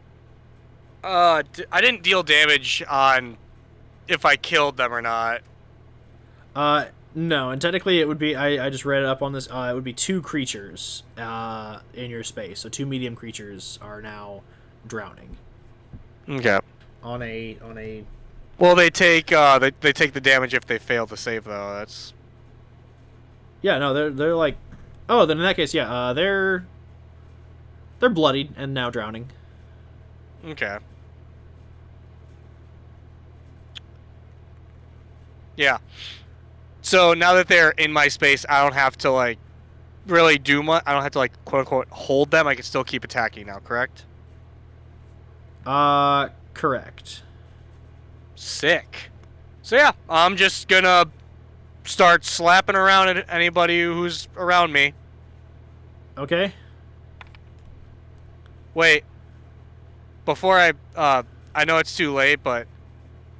screw it. So that's a 22. Okay, I'd have to stress this again. You are not, like, you are engaged in combat. You are not, like, in initiative. Like, if there's something you need to roll, I'll let you know. Like, Okay, just start dealing damage. You basically just rolled up on a ship full of, like, a lot of people. I'm just gonna keep slapping them until I detect something is not gonna go well for me. Okay, so the 2 guys you have grappled, they are dead. Another 2 guys get, like, pummeled to death. So this ship is down 4 crew members. So you have now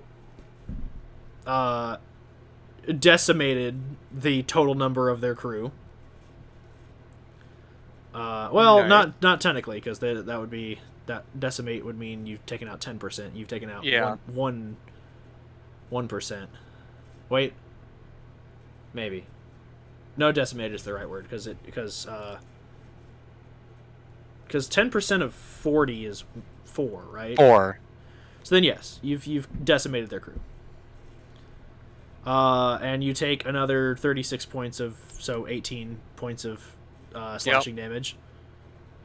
Yeah, so I'm just gonna... and now, witnessing the commotion, the other crews are now manning their guns. They have determined that this ship is... Since you are a water elemental, they're not going to begin to sink this ship unless it looks like there is a point of no salvage. But the other members on the nearby, like, top deck are readying guns. Alright, in that case, I'm going to blow past them and go to the bottom and slam my way through to get out. Okay, explain which direction are you going and what are you... Because you just said blow past them and slam your way out. Okay, Where are you going? I am heading to the bottom of the ship. So anybody who's... So you are moving through the decks. Yes. Okay. I am... Yeah. As a water elemental, you would have a 30-foot movement speed. Now Correct. You can move, like, at basically, like, speed through them because you're made of water. Mm-hmm. Your speed is reduced to a third now, as, like, because when you're in the water, you were zooming. Now you're moving at normal rando speed. Mm-hmm. Okay, yeah, you begin to move. So yeah, any creatures that come towards me, I'm going to, just slap. So, bop, bop. I will say you kill another 6 on your way down. Nice. And you are now at the bottom of the ship. It seems there is no one down this far. Okay. I'm going to bust my way through. Okay. I assume just by water slapping? Yeah. Okay. As you begin attempting to slap, like, the bottom of the ship, I will let you know now, this ship has 300 hit points. This is going to take a while. So as you are, like, slapping the bottom of this ship, like, the wood is splintering, but it's taking, like, significant time to basically drill a hole straight down. And at that time, you are now, like, surrounded by more people. They have not made their attacks on you yet, but, like, more or less, like, some of the remaining detachment of crew has made their way down here now. Okay. Shit. Not what I intended, but you know, we're gonna work on it.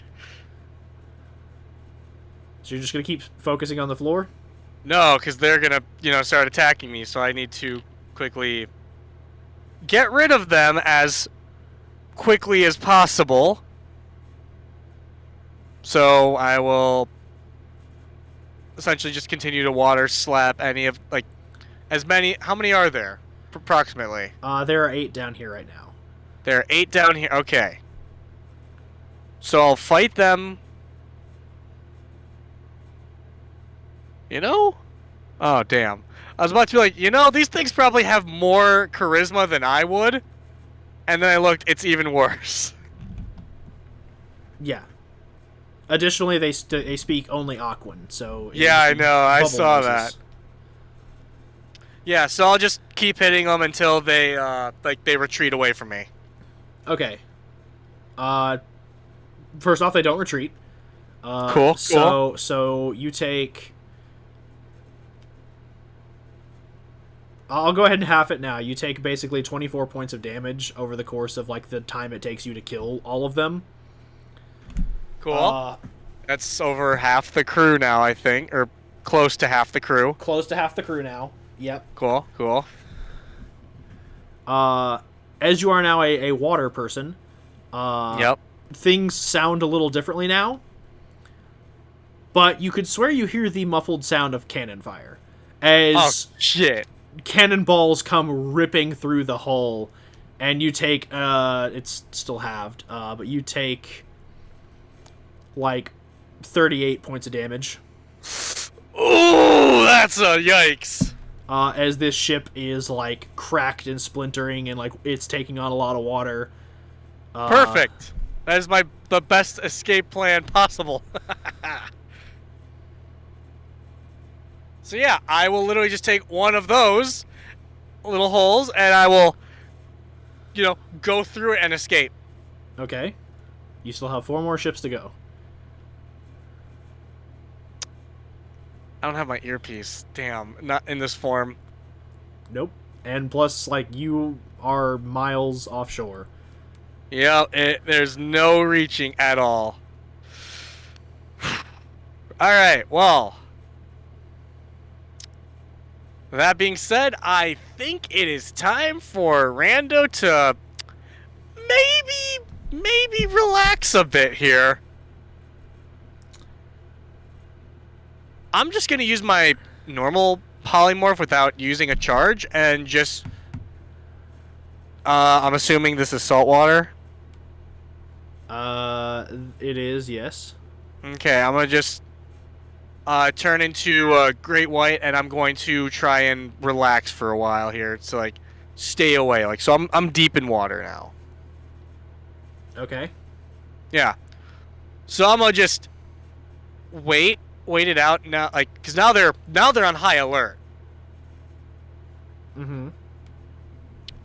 So you're gonna go stealth mode for a bit. Got it. Yeah. Basically, gonna do that thing in, like, Metal Gear. You just hide in a locker for an hour. Yeah, pretty much. Okay, so you go incognito stealth mode. Huh, man, it'd be really nice if I had some rats.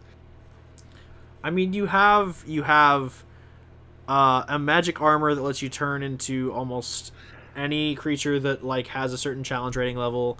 You have a bunch of spells. Yeah, I know. I'm saving the spells up because I don't want to get hurt. So, here is my next plan here, because that actually went pretty well.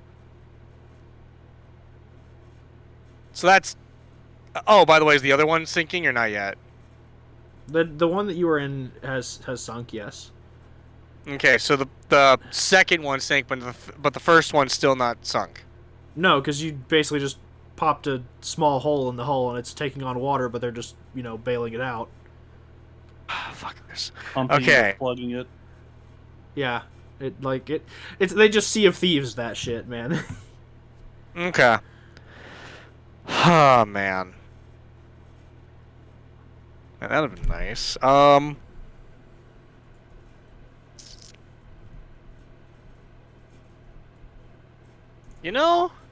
I might have an ability here that'll be really useful. Let me just...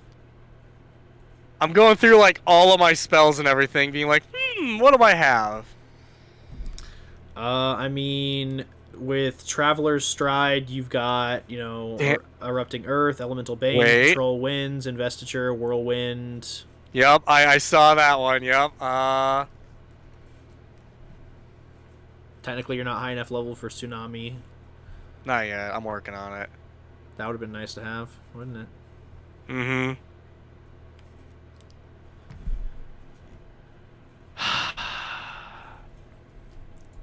I'd have to turn normal, though, and that's the issue.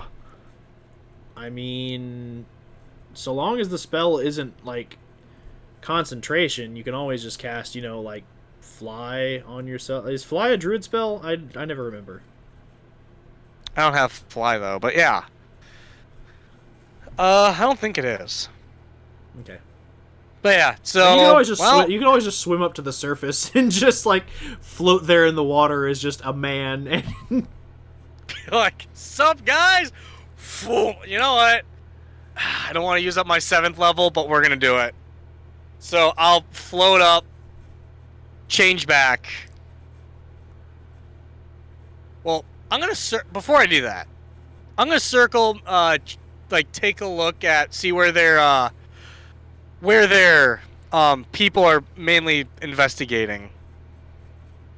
Okay, so there's a lot of crew on the warship. Like, you are looking at... On the top deck, like, you're looking at 20 guys, easy. And obviously, like, you can't see through, like... You don't have, like, fucking X-ray vision. But on most of the warships, you're looking at, like, 20 people. On the one ship that's off to, like, the side, you're looking at maybe, like, 10 people. And by the way, they've changed formation now to accommodate the fact that they lost one of their ships. They had to, sink one of their ships. But yeah, you can safely assume that, like, long ship or the one small ship, you're probably looking at 40 people, just like the last one. The other ship, if it's anything similar, if you're looking at like 20 people on the top deck, you're probably looking at like a total of like, times 4, probably like 80 people total. Potentially. If they're running things the same. Yeah, so how many people are watching their backs? Like, can I roll perception to see that or not They are on still pretty like high alert. Like they're keeping an eye out for one another. Okay.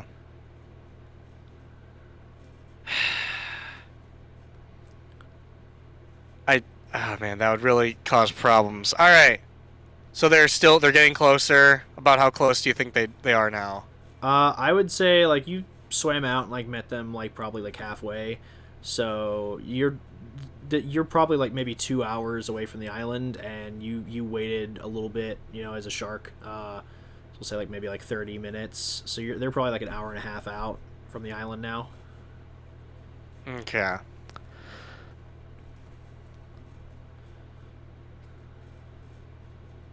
I'm going to get... this is a terrible idea. as close as I can to one of the ships. Specifically the one with the metal hull. Mm-hmm. Is anybody like looking down like into the water? That there are a few people being more cautious of the water. If you want to like roll stealth, you can, get easy under there. Additionally, you Okay. could just be like, I swim way down, get at speed with the lead ship, and then just go up. I could, but 'Cause if I'm you're gonna under try the and hole like when you go, hunker to this. I'm gonna like try and hunker to the side of it. okay. Oh man. Man. Wait. That's an idea. I'm gonna get to the front of the main guy. Mm-hmm.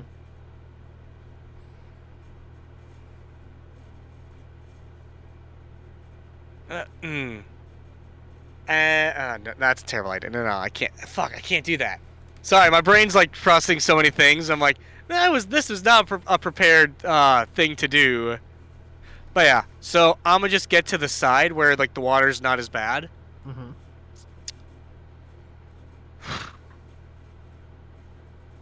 I'm going to change back to human, immediately get my sword, my scimitar, stab it in to the hull as best as I can.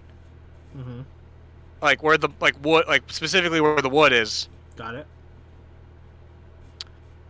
And this is going to be the side of the hull where I can see the other ships. Okay. And now I'm gonna cast Whirlwind. Okay. Where are you casting Whirlwind?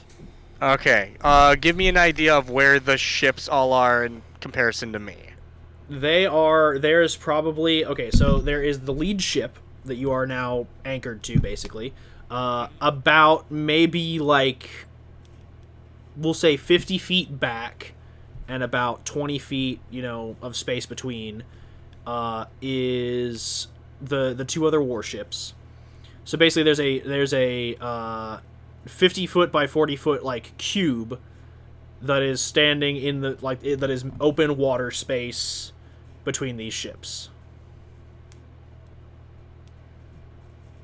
Okay.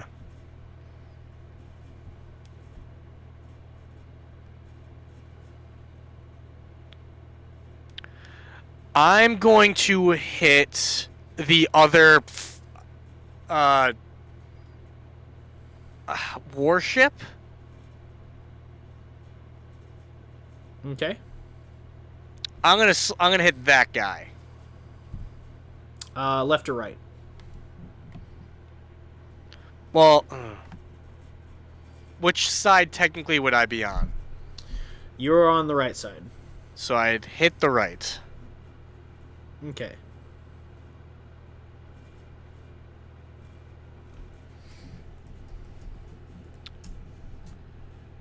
And I'm gonna keep going till I constantly hit it until somebody notices me.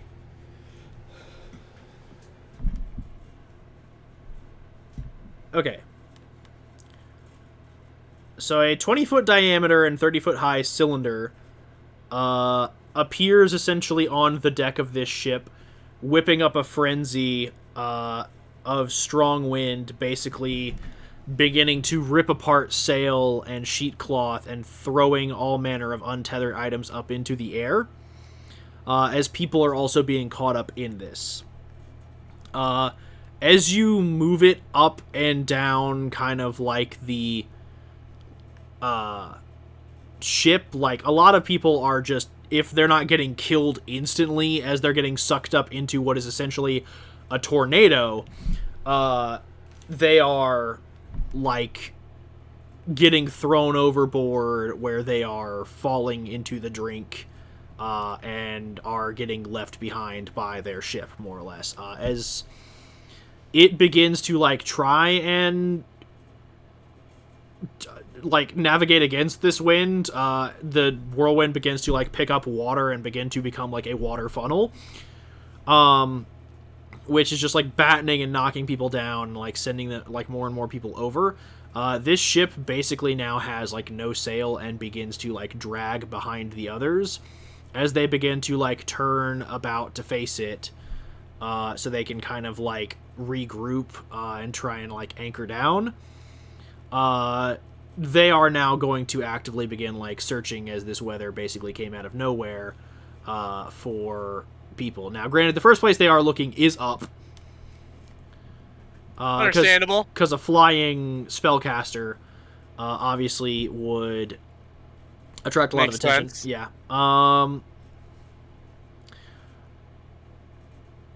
As they pull about and, like, get within some degree of spitting distance, you notice that, like, right as they're, like, the lead ship, the one that you're anchored to right now, gets within about 30 feet, the whirlwind dispels.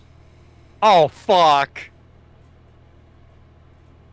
The warship is currently more or less, like, non-viable. Like, it's still pretty sturdy. Like, it's not sunk, but it has lost a lot of means by which it can move. So they begin offloading crew onto the other ships. During which time they are going to begin searching. You have a very brief window to unwedge and submerge. Yep, and that's when I'm going to turn into a shark, and I'm going to start eating all of the other members that are in the water.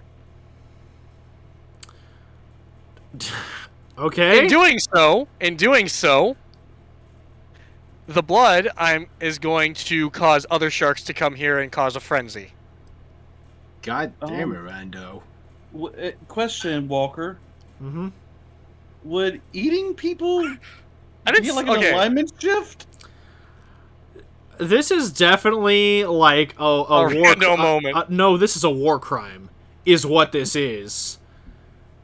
This is cannibalism. This is cannibal. Okay, when I say I don't mean eat, I mean tear them apart.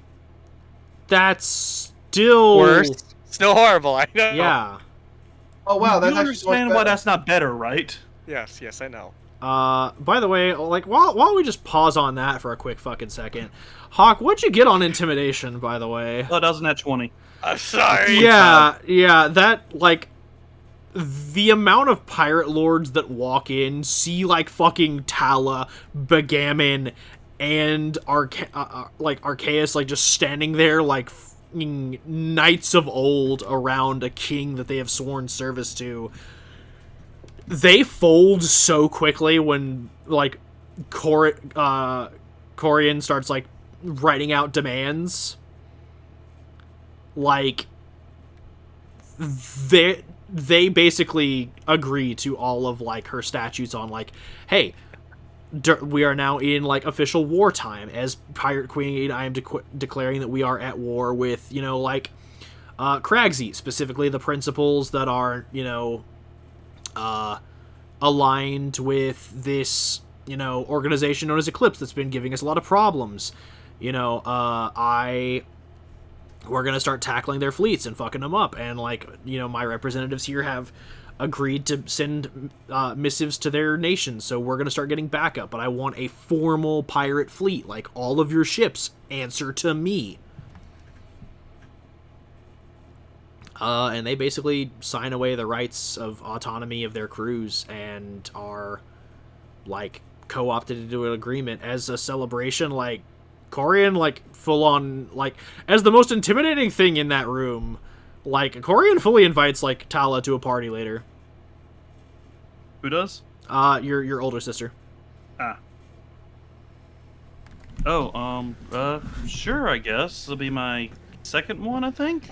She looks at you, Tala, and she goes, I like the cut of your jib, and generally the fact that your stone-cold gaze sends most men pissing down their pants. So, if ever you find yourself in a position where you no longer are in the service of the Silver Dawn Inquisition, or for whatever reason are not, in service to any specific nation or group in this war, I'd be glad to have you on board as a part of my pirate crew. Hell, I'll even make you first mate or commander of one of my ships. I appreciate it. I don't know if the pirate's life is for me, though. It's not for everyone, that's for sure, but, if ever you decided you want to change a pace, it's open for you. I appreciate it. Thank you. Yeah, and she'll fully, invite you out to... It's not like a crazy, rager like you went to with the Knockjogger. This is, a very, formal kind of gathering, or at least as far as, formal can go with pirates. Korian seems like a person who values the company of people that either answer to her or that she knows aren't going to stab her in the back. So This is, a very small gathering of just, a few people, in her crew that she trusts to celebrate this victory. And it's not they're not drinking heavy like they were earlier. It's nice ale, some good wine, good food, and a lot of halfling leaf.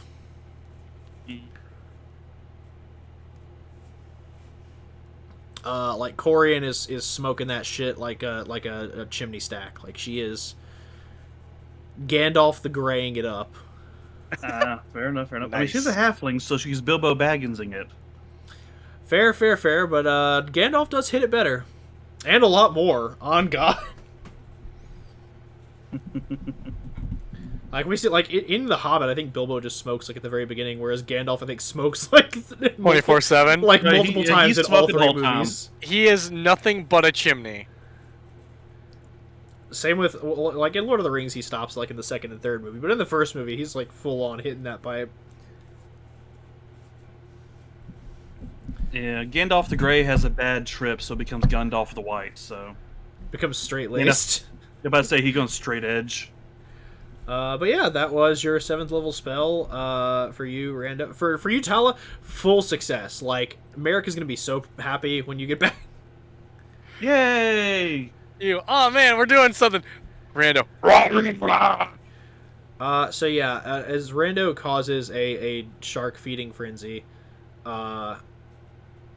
and some crew members begin taking pot shots in the water. Rando, as a shark, you take 8 points of piercing damage as a bullet hits you. Those dicks. But yeah, they seem to offload this ship and begin moving again. They do you do notice as some of them do begin carefully taking you watch as they take hatchets basically to the bottom of the ship. They just after offloading basically all the crew, cargo, powder, weapons, things like that, they basically hatchet it. That's more or less the idea of this is one of our ships, we refuse to let it get in enemy hands, or we're sinking it. Okay. And now there are 3 ships. 1 warship with the iron hull, 1 warship normal, and then 1 frigate. They are back in a small, tight V formation. And if there was a level above high alert, they are on it now. Rando, may I make a suggestion for the iron ship? I have a couple ideas, but go ahead. I mean, it is a metallic hull. Fry the fuckers with lightning. I thought about it, but Iron is a great conductor, this is true. and so is salt water. You know what also works, though? Ladder. Heat metal.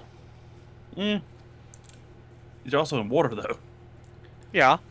Just my suggestions, all. I'm I gonna know. mute again.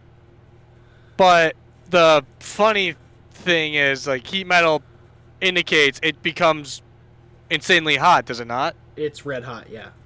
Yeah. It is basically magically heated. Yep.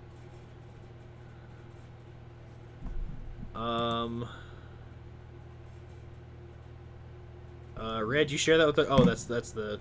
Okay. I was like, did you share that with the right chat? And then I looked at the tag and I was like, oh, okay, yeah, that's the right chat. Yeah, so you got 3 ships left. What do you want to do? It's... you said they're insanely, tightly knit? They are tightly knit. Now, I will say this. Okay.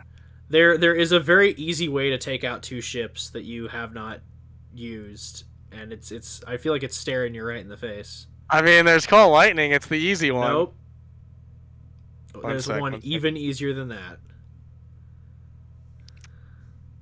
Let me just look, because there's so many things I have. Super easy. I know you say that, but I'm also like, Honestly, like you could have already used it twice by now and ended like 4 again, I'm working on it. I'm assuming it's a spell, and that's Yeah, the it is. issue. I was going to say it's control winds. You could have easily like blown one of the sails, like side shifted a ship, basically turning it against like the winds and ram it into another ship. Yeah, I feel like if I do it now, though, like I was working on it though. I was looking at those spells. Would have just been like doop doop, goodbye, bye ship.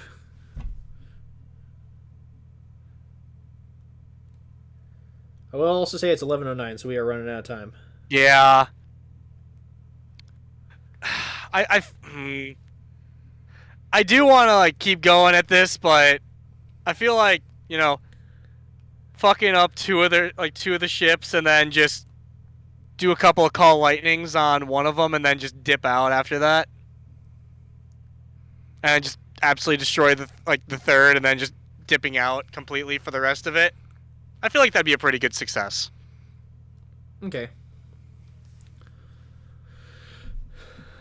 So yeah, that's what I'll do. Okay, I will go ahead and preface this. What level are you casting Call Lightning at? Just 3rd level? I know they can counter, or just they can counter spell. So I'm gonna be that asshole, and I'm gonna use it as a 5th. Okay. The storm gathers, and you get a couple of lightning bolts out on a few different Oh, I want to make this clear. I'm hitting the big ship on this one. Okay. I'm hitting the big ship on this one. So you're aiming for the big ship that doesn't have the iron hull. Yep, and I'm gonna hit randomly. Wherever I can hit, I'm hitting hard with 5th level. Okay. You get a couple of bolts off, and one of them goes lucky as you hit, a powder charge, and it blows a hole in the ship. At least on the top deck. I'd say after like maybe less than a minute, like I'd say maybe. Well, it only lasts for a minute either. Anyway, so I'd say about 15 seconds in, like you watch as the clouds dissipate as you can feel your spell has been dispelled again. Ah. All right. Well, let's see how well this goes afterwards. I am not going to tell anyone about this. And yeah, I'm just going to head to shore as quick as possible.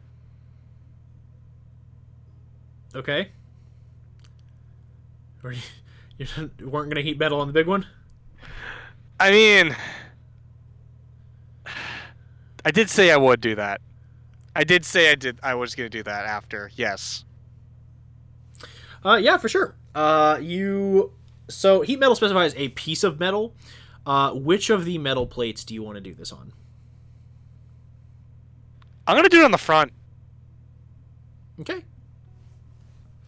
As the aft, I think it's the prow of the ship, begins to like heat up a little bit, as one of the plates becomes red, searing hot. They do not at first notice it, until the masthead suddenly catches fire.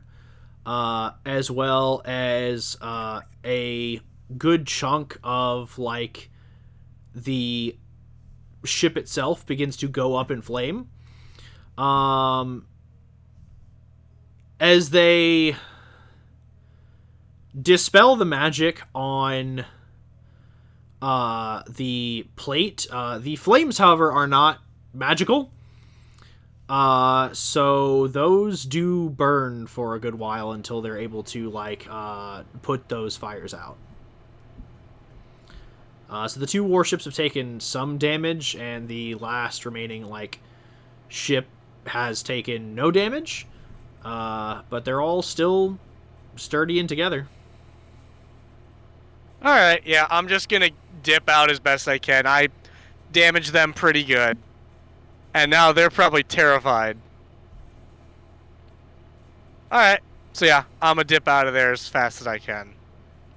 Okay. So yeah. Yeah, you sail at your top speed. As I'm assuming, like, some creature. Yeah. And make it to shore. You arrive maybe like 30 minutes before they do. Nice. And you watch as these ships fully, like, roll up on the islands. Korian mobilizes what ships she has available, and is able to, like, sink them, but in the process they were able to get a few good shots in on the mainland, and they sank about 2 of her ships. That could have been so much worse if I didn't damage them. Yeah. Could have been a lot worse if you'd done nothing at all. Oh yeah, no, I believe that. And now she owes me. Or does she? Dun dun dun. She was like, "Oh, Rando, why didn't you just blah blah blah blah blah? Why didn't you just turn into a giant fucking whale and just capsize the fuckers? Hey, why didn't you go all? Why didn't you turn into a giant squid and go all Return of the Obra Dinn on them? Could have Jack Sparrowed their asses." Did you try using control winds to make them crash into each other? They would not know that I have that. They would not know I have that. Tala just chirps in, "Oh, we could have used Ice Storm. Could have helped capsize them from that." Shut up, shut up, shut up. No, I'm saying I could have done that if I was there, but I was helping with the other thing. Yeah. I was sitting over on the bench. I wasn't doing So that. I'm going to tell you what I wanted to do if I had my wand of morphs. Mm-hmm. I was going to turn into an aboleth. I mean, that is a big creature. Yeah. It is, as far as I understand, not within the confines of the spell polymorph. Yeah, you're going to transform into beasts, not aberrations. The wand of morphs, really? The spell polymorph says, Yeah, Okay. the one cast the spell polymorph, unfortunately. yeah, it's Okay. any beast whose challenge rating is equal to or less than the target or target's Dang. I guess I'm going to have to turn into a T-Rex and start eating people. level. Have fun drowning. T-Rex on a battleship. That'd be kind of cool, though. Yo, y'all seen Congress's Godzilla? Yeah, I was thinking about that. I mean, He'll be T-Rex in one, and the other one will be used as in her great ape form. additionally, I do iterate whale. Yeah. Also, you are a 13th level druid. You could have also gone Megalodon if you had your polymorph. Yeah, but I don't have it. Rando, I just went shark. I just went shark and just, caused a lot of problems. Rando, did you eat people? I mean, polymorph the spell is a druid spell. You could have prepared it over the course of a long rest. Yeah, but I had to do a longer rest. You've had, like, time to go. You could have just declared on the ship, time. like, I didn't have time! I didn't think about it! I told you in advance. Yes, When we were I having know. session, you had 2 weeks. I know, to- but I didn't have time! Judgment. I had a fun time. Anyway, as the Dosilin sibling outing wraps with Tala securing the allegiance of their pirate sibling and Rando capsizing and eating people from 2 ships. Oh wait, does Rando have any blood left on him from all that? No, it Or would have does washed he lose any off. polymorphs? Okay, washed off. Yeah, like it would have washed off in sea for 1, and for 2, it probably would have like just not kept on his form when he polymorphed. Yeah, I was wondering. I just kind of wanted to give him shit about it. So, how'd your day go, Rando?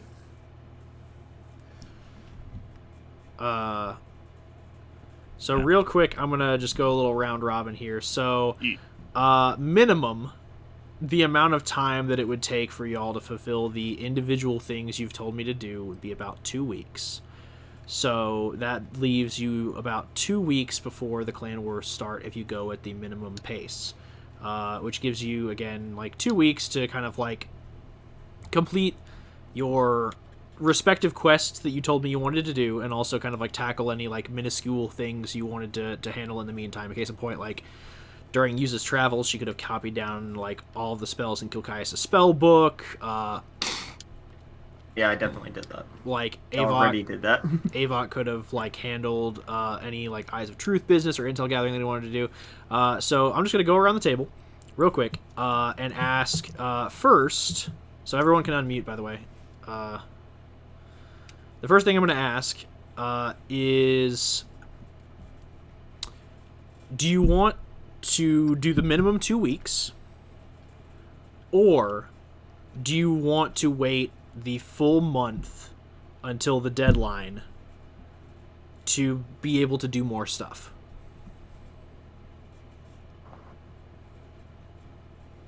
Either way, we will when we do host next session, we will be starting with Clan Wars. I'm just asking y'all what you want to do in the meantime, so I can go ahead and get like a list, so that way y'all can just like basically send me a list of those activities, and I can, you know, send you like, hey, roll this, do that, and we can get those downtime activities kind of squared. Is Merrick able to contact the others about some of the boons he got from I feel like knowing what we accomplished in those first 2 weeks would so let everyone decide on this. I will say like 100% like Merrick's thing that he wanted to do, like the thing at the lighthouse, that would have taken you like less than 24 hours. So depending on when you wanted to have done that within your 2 weeks would give the rest of your party plenty of time to think about what they want to do with like everything they got. That also gives people the ability to kind of like plan like, hey, do I want to take more time or just take the minimum amount of time? Gotcha. In that case, I think just do the minimum and 2 weeks, and then head over to Clan Wars would be for the best. Okay. At least Vex? for what Merrick has. Merrick's commissions from the artificers, will it be ready in that time? For the grenades and the wand of morphs? Yeah. Yeah. And I think he also ordered like a potion of haste or something. Yes. You would have those ready. Yeah, at the very least one of those. Cool. Vex, did you want to wait 2 weeks or wait the whole month? Don't know. That's the thing, because we learned some things that might make people want to get there sooner. Yeah, we did learn that one thing, didn't we? So Yeah, then since we have 30 minutes left, instead of asking questions, what I'm going to do is I'm going to go around the table and be like, hey, because obviously everybody got to listen in on what Rando Tala did. I'll just go around the table. We'll start with Vex and Red since they had the social session first. Vex and Red, would you like to share what you learned? Boy, Sure. do I. Do you want to go first? Okay, so we found the cube. What cube? The cube. You know Sphere of Annihilation? It's basically that, but a cube. And it has Cosmic- all this history about Cragseed written on it. And among that is like how Cragseed became so Wait, tell us involved in character. Real quick, out of character though. Walker, did you invent poneglyphs in your universe? I invented a poneglyph. Okay, just wondering. Okay, so there was this cube. It had all this history of the world, of Cragseed on it, of how Cragseed got mixed up in Eclipse during the war, the Volta, all that stuff. But that's okay. That's actually not as impressive as everything else we found. Okay, so we found this pool of Ethereum. You called it, user? That is what it is, yes. Okay, so basically it's magic shit that makes your magic more magic. I am bad at describing things. Okay, basically we found a pool of liquid magic that can be used to amplify enchantments. And we found like... Correction. It is not used to amplify enchantments. thank you, yeah. Ethereum is liquid magic. It is used in the crafting process of magic items to imbue them with property. It allows one to basically use their thoughts and desires to craft the desired enchantment they are looking for. It is not a foolproof process. It doesn't always work, but when it does, it yields some very interesting and potentially like powerful results. And there was like an above ground pool's worth of this stuff. Yeah, it's like basically like more or less 60 gallons. Yeah. She was. Yeah, Gokaius has been siphoning this slowly from what was the place called? He did not he stole it from Stole it, yeah. Aetherage, which is a kingdom on Varianus that it is that place's most abundant resource. And he has been using it to create a bunch of magic items, which now Yuza has access to in his various treasure rooms that are in his tower. Which I promise I'll get a list on that. I swear to God. So I'm gonna take your time. 2 weeks. Well, a month technically, since the next session won't be till the 31st. Yeah. But we did find one more. User, you want to handle that one? Yeah, okay. So this is very appropriate. So decided to look in on the one person that I didn't know about, all in among my parents. Camilla was her name. Is her name.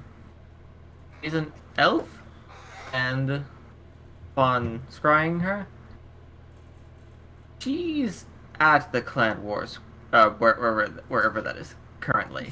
Fuck does that name sound familiar? Her Camilla name LaFay. is Camilla LaFay. Wait. I'm still mad it took about the same amount of time as it took me in session to figure that out. Except he recognized the name a lot sooner. Yeah. Going through my notes, I was like, what the fuck? Yes, she's the one that Tala and y'all have to work with in order to get the Holy Avenger.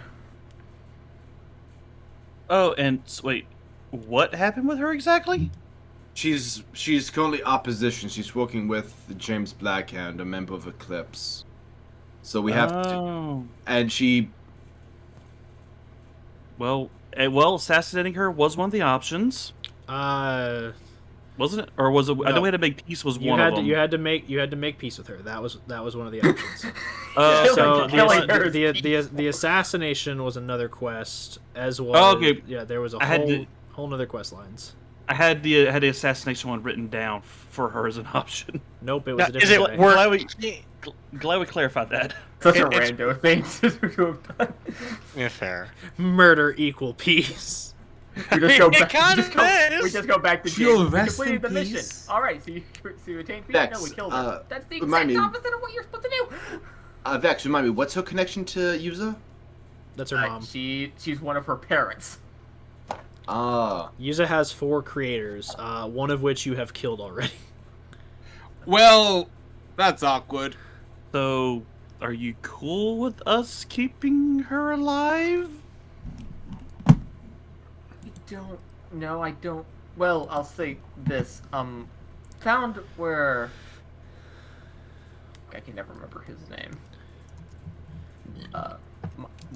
My imprisoned father Yeah. Gillian. Uses imprisoned dad. is Gillian Provos. Paravos. set Paravos. to. He's not being held by one person. He's being passed around the people who know about his imprisonment. Her tower is next. His next stop. So he's actively aware that she's imprisoning him. So I don't know. Well, Wasn't she also iffy on like even imprisoning Gillian to begin with? Am I remembering that right? Not entirely sure why he's imprisoned, though. At the very least, Morally. at the very least, we talk to her, get her story, insight the shit out of her, see if she's lying. Oh, she's also probably going to recognize me instantly, just because of the fact I look like Intifa. Okay. Then maybe And that's bad? we don't know where that lies on the spectrum of good and bad. Maybe it's best if we gently question her about that before we bring you out. Maybe. Like disguise self or just have you invisible. Or cloaks are always an option. That too, yes. Cloaks. Go low tech. Unreliable cloth. Maybe. You know, I was thinking, like, as we get more powerful, we overcomplicate shit a lot. Just You wanna- use it in the bag of holding with a bendy straw. She'll be fine. Although, the scheduling that we saw was correct. He's currently under the evocation. Under the evocation principles tower. He's set to go to Camilla in about a month and a half. Month and a half. Do we get them in transports? No, wait, they just Don't think there teleport. is going to be a transport to get. The mages, they probably teleport them everywhere. Oh, I miss back when things were, like, low level. Would not be a low level mission.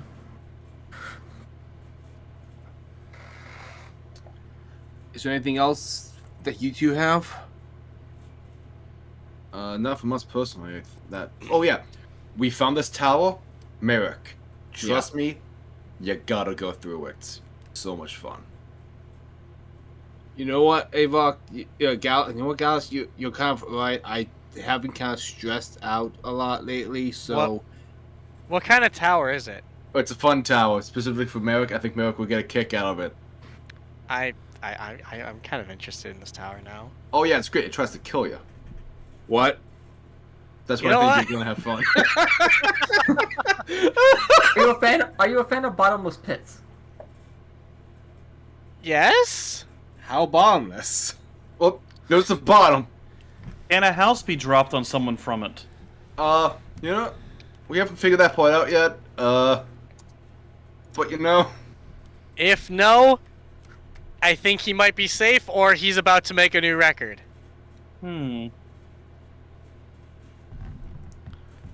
would love to find out. You know what? I think Rando's dropped stuff on you. I don't think I've dropped anything on you yet. We need to keep the family tradition going. I've dropped a lot of things on a lot of people recently. I've only dropped bombshells recently. I've only been dropping hard Too soon. truths. Too soon. I've just dropped the ball. Speaking of hard truths, would Merrick like to share with the class? So, I went to the lighthouse, and all the goddamn primordials were there. Well, most of them. The Nomad was absent, because he's still stuck in that goddamn dimension. Mm-hmm. And obviously the Maw wasn't there, fuck. Good. But I learned a little bit about them, that they are elemental aspects: fire, earth, water, air, divided into the three alignments: neutral, full, good, and evil. Huh. And Yeah, the Mars water, believe it or not, Huh. but evil. Well, I thought something that destructive was fire. No, that's the warlord. What? He sits on a throne of glass. Oh, that's Oh, that that's just all. sounds uncomfortable. Is Yeah. it broken glass or just glass? Broken glass, yeah. I thought that was. Oh no. No wonder he's evil. Spicy seat? I thought that chair was the Mars. He didn't like that.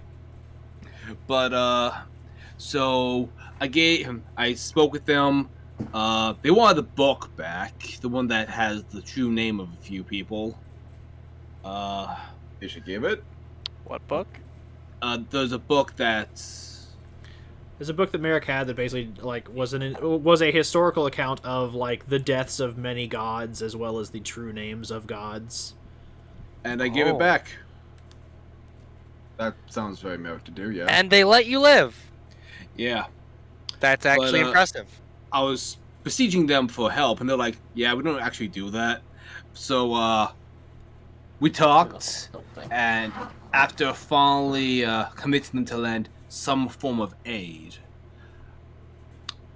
they pulls out a list. So I got some boons.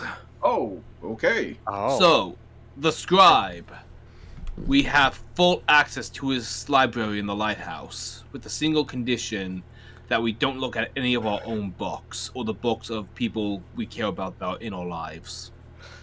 Oh, so Oh. I can look at... Oh, never mind. I was like, Tala raises a hand. Yeah. Can I look at my father's books as I don't care about him? Well, technically, we care I- about. So, Yeah, but you guys care about... She doesn't. No, I mean, like, because he's associated with our group, don't bother looking at the book. Okay, what about the Camilla LaFay chick? Why don't we just look at her book now? I think that might be doable.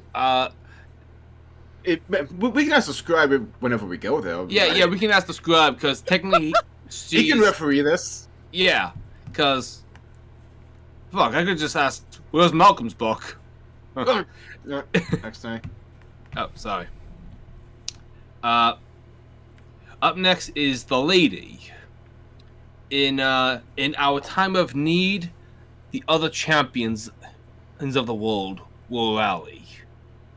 We don't need to worry about fighting a war on too many fronts. We can just focus on Volta. Well, that actually takes some of the edge off, actually.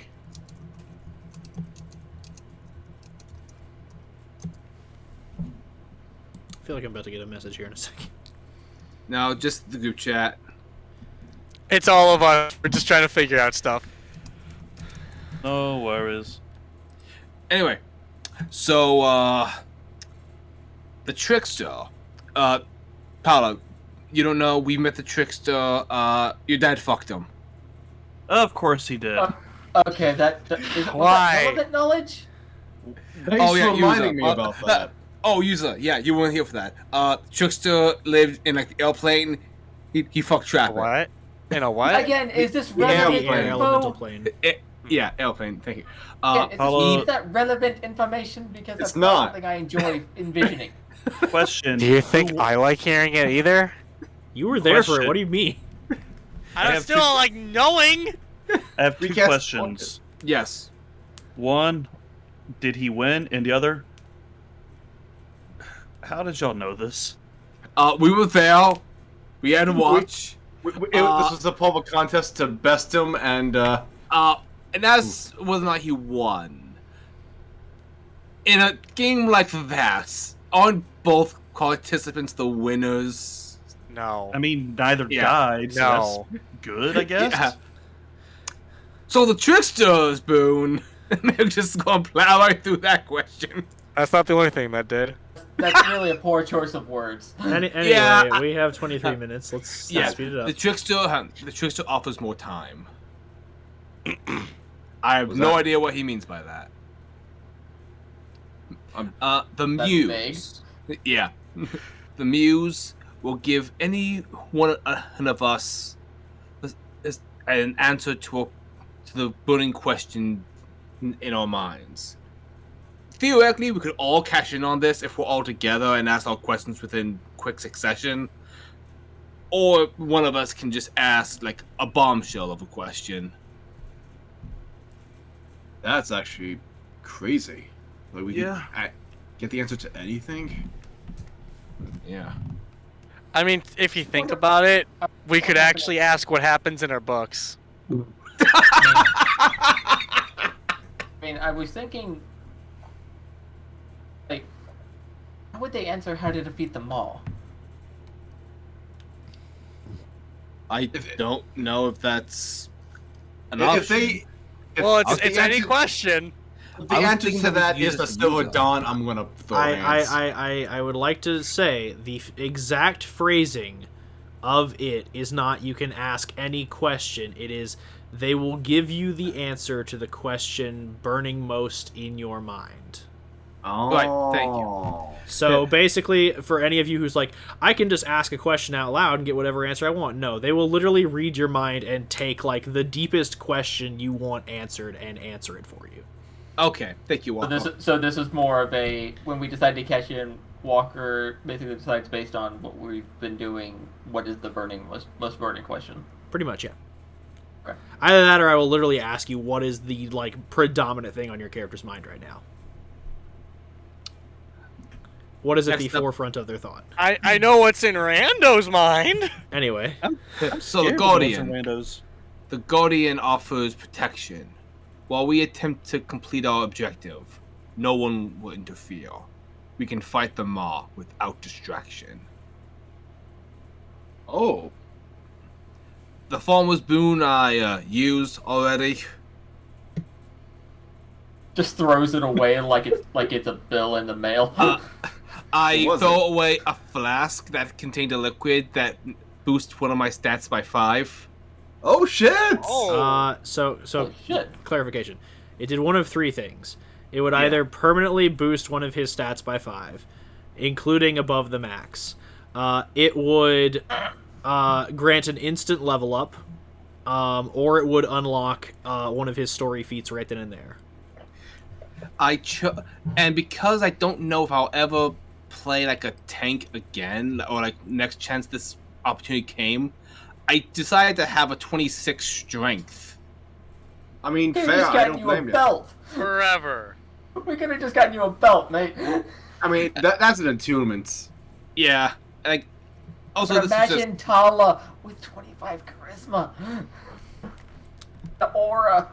You've already used it. You've already used it. It's too late. It's done. look. I love Vex. the DM just chiming in there, just like, nope, we're not going down this path. Vex, We're not consider retconning this. I can bop harder. I am the bop. Alright, Listen, listen. Anyway. in my mind, I needed to keep up with like the craziness of Yuza, Rando, and Tala. Just a high level. I was about to say, what do you mean craziness? And then I'm like, wait, the section that we're just doing. literally- Anyway, next boon. Yeah, the reflection offers insight. In a moment of doubt, it says I can roll an insight on myself to gain the answer. The alchemist. So I was working on these potions of action surge, and she helped me out with that formula. Wait, sweet. potions of action surge? Yeah, they act as a sun adrenaline boost. So basically, you get the feature of action surge after consuming this potion. Downside, you take a point of exhaustion immediately after you use it. Ooh. So after Imagine 2 reaches out his potions. hand. After 6 potions, that's instant death. Oh yeah, and after 2 potions, disadvantage on all your attacks. And then I'll take 7. God, us no. I'll take 10. So I skipped 2. Oh yeah, the warlord. The warlord, he offers his true name, and he will accept a challenge. And I'll be fighting him later, I guess. What happens if we beat them in the challenge? He'll give us something awesome, and if I lose, it'll be less awesome. I mean, now that you're beefed up, I think well, you're fine. I commissioned a potion of haste. Let's see if I can throw hands. Yo, drink the potion of haste and action surge. Yeah, we got the Just ba ba ba ba ba ba. It's shot. And the best for last, the chasm offers to forge an aspect of the foregone for each of us that is personalized. It can only be used by the individual. Oh, I'm sorry, say that one more time. You cut out. Each one of us can get a personalized aspect of the foregone. Okay, for me, what the hell is the foregone? So an aspect of the foregone is basically a relic. Like, case in point, Mammon's Fang that Mammon's Fang that Avok uses, Brune's Knuckles that Avok uses, the Strides of Storm Step that Merrick uses. Chill? So Chill was? That's Chill, the title of these yeah. things? Okay. Chill was another one, yeah. Oh, he was? What the fuck? God damn! Yeah, y'all let that go. We gotta find him, guys. Hey, Tyler, you got chilled? I mean, you'll find Chill somewhere. Oh my god! I feel like the conversations between Chill's evil ass and Tala would be kind of funny. Also, don't That forget would absolutely be amazing. Also, don't forget you did get one from the Nomad as well. Oh yeah, the Nomad actually wasn't there in person, but he still gave us a boon. Merrick pulls out, "I owe you." Well, I'm sure we'll cash that in. Friend or foe? Okay, so explain to me why we aren't cashing in that aspect one right the hell now. Because we were all divided before. Also, we have to give him the thing to. We have to give him something, and he will make it more powerful and up to that level. I'm So- very tempted to give him my scimitar, I'm not gonna lie. I'm considering either my armor or my sword. You said anything? Yeah. Shield. Okay, let me know when we do this, because I'm going to need some backup on mine. Why? Abok pulls out his sword and holds it over his wrist. Just tell me when. What? What? I'm gonna cut my hand off. I'm gonna cut my hands. hand. You're gonna Vecna yourself. Hell yes. His hands. Like, Okay, that took a turn. Loki, Tala was legit like, can I become an aspect? I don't Get know the power if we can. boost? I don't know if we can give him physical human parts or mortal parts. Sorry for those of you who aren't human. I'm the token human in the group. Yeah, you are. Yeah. So racist Yeah. of you. Well, even then I'm not. I'm like fucking Lycan. I mean, I have the skin tone of human, but I mean, technically same. Basically, Anyway, my kind vary much more. basically, we can give all cash in something and make it legendary. oh yeah. That sounds amazing. That sounds so good. That sounds like exactly Me with all of my what, other what items. is worth 2 weeks of waiting. I want Darn, you to, another magical item in my bucket. So I was Yo, looking. dude, give him the wand. The wand I of think- morphs. I was looking. I think Tala only has one attunement item. I want you to know. Tala just hands him the bag of tricks and is like, make it good. And he just comes back and is like, so when you pull something out of here, it just spawns a monstrosity. Don't give Hawk any ideas, Walker, please. And now instead of a bear, it now spawns 3 displacer beasts. Oh god. Just It throws now it. spawns a Hydra. Just throws it. Beholder, Mind Flayer. Yeah, pretty much. Vecna. Not Vecna. Just basically pulls a Vecna's ball out, about to be throws the most overdone D&D thing ever. Did he because of say Stranger how Things. long this would take? Yeah. He did not specify. He did not specify. This sounds just like want- something we need to wait 2 weeks for. I want you to know, if we ask the question to the lady now, the question in my head that burns most brightest is, can I cut off my hand and give it to the chasm?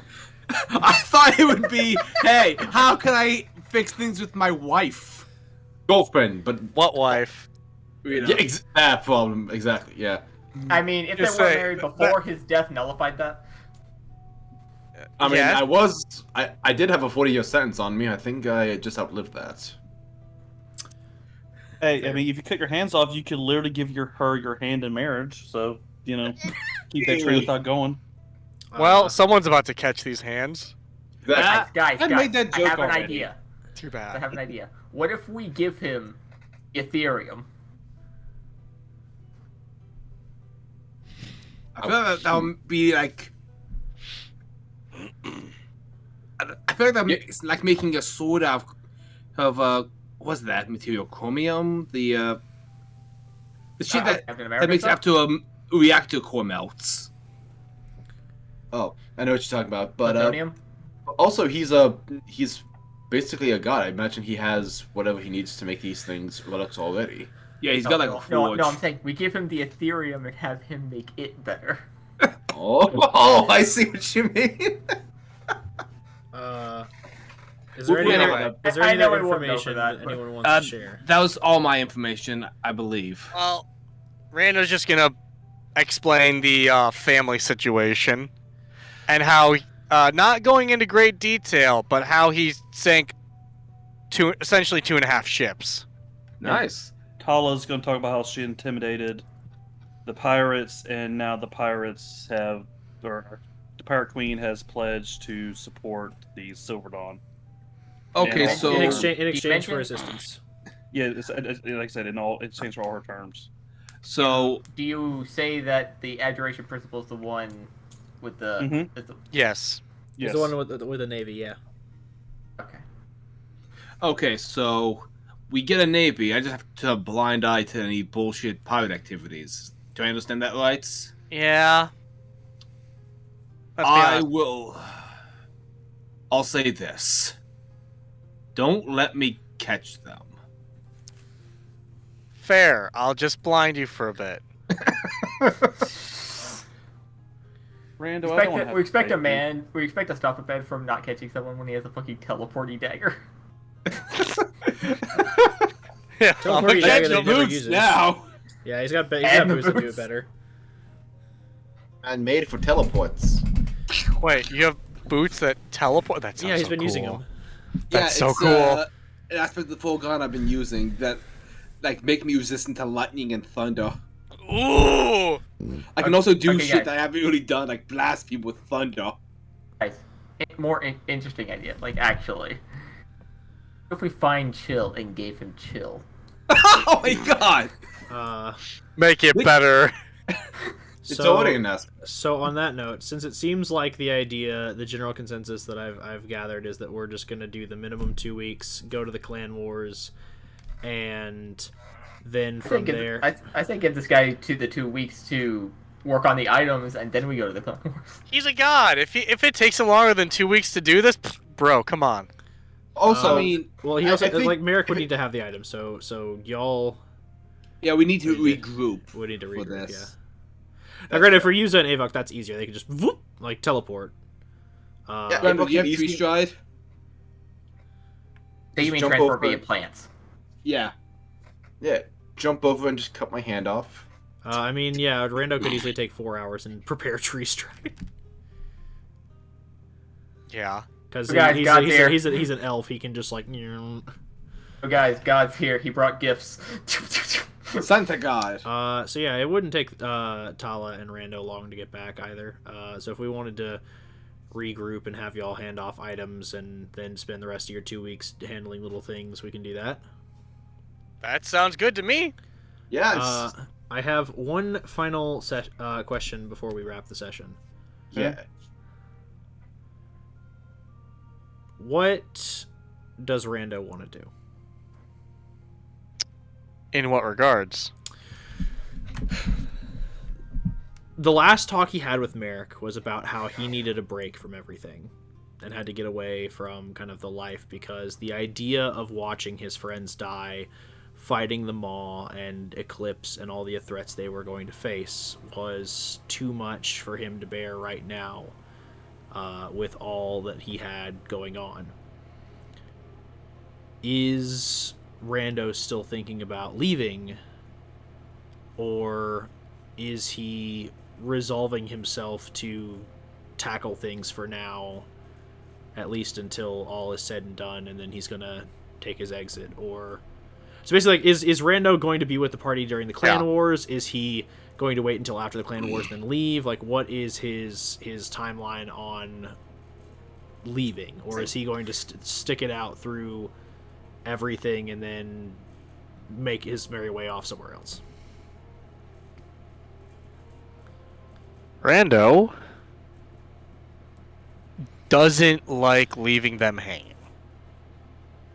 He doesn't like the idea of just dipping out because he did that once and he still hasn't even seen Ari during this time. He still has not even seen the family he truly cares about.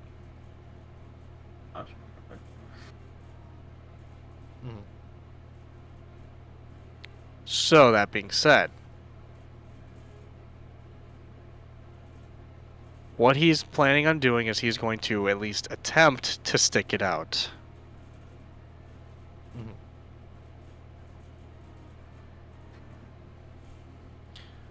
And seeing as how he handled the ship situation, he's now going to be more on the lines of confused with, is what I'm doing because of my stress, or am I slowly turning into like my father? And now that's what he's going to try and figure out from here on. I will say this as well, like, oh my gosh, actually, you might not even have to take 4 hours to prepare Tree Stride, because you've got the Grove Striders, your boots that allow you to move between the Feywild. You could literally just grab Tala and Alicia and zoop, zoop. Yep. So, yeah, I'll say, like, with the Grove Strides, like, as well, like, if ever you need to take time to, like, visit Ari or anyone else, like, you have the ability to do so. And if you decide to, you know, keep Tree Stride prepared, you can always just, like, walk through a tree and end up somewhere else in the world that you need to go. So I'll say definitely you've got options. But yeah, as Rando did what he thought was necessary for the mission and is now kind of left questioning his kind of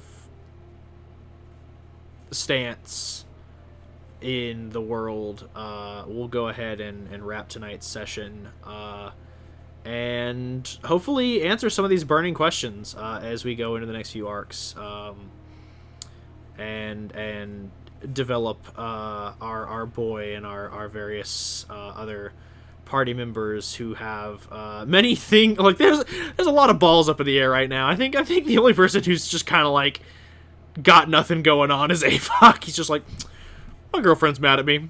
I've been kicked out the house. I'm just chilling with the bros. Here's the thing.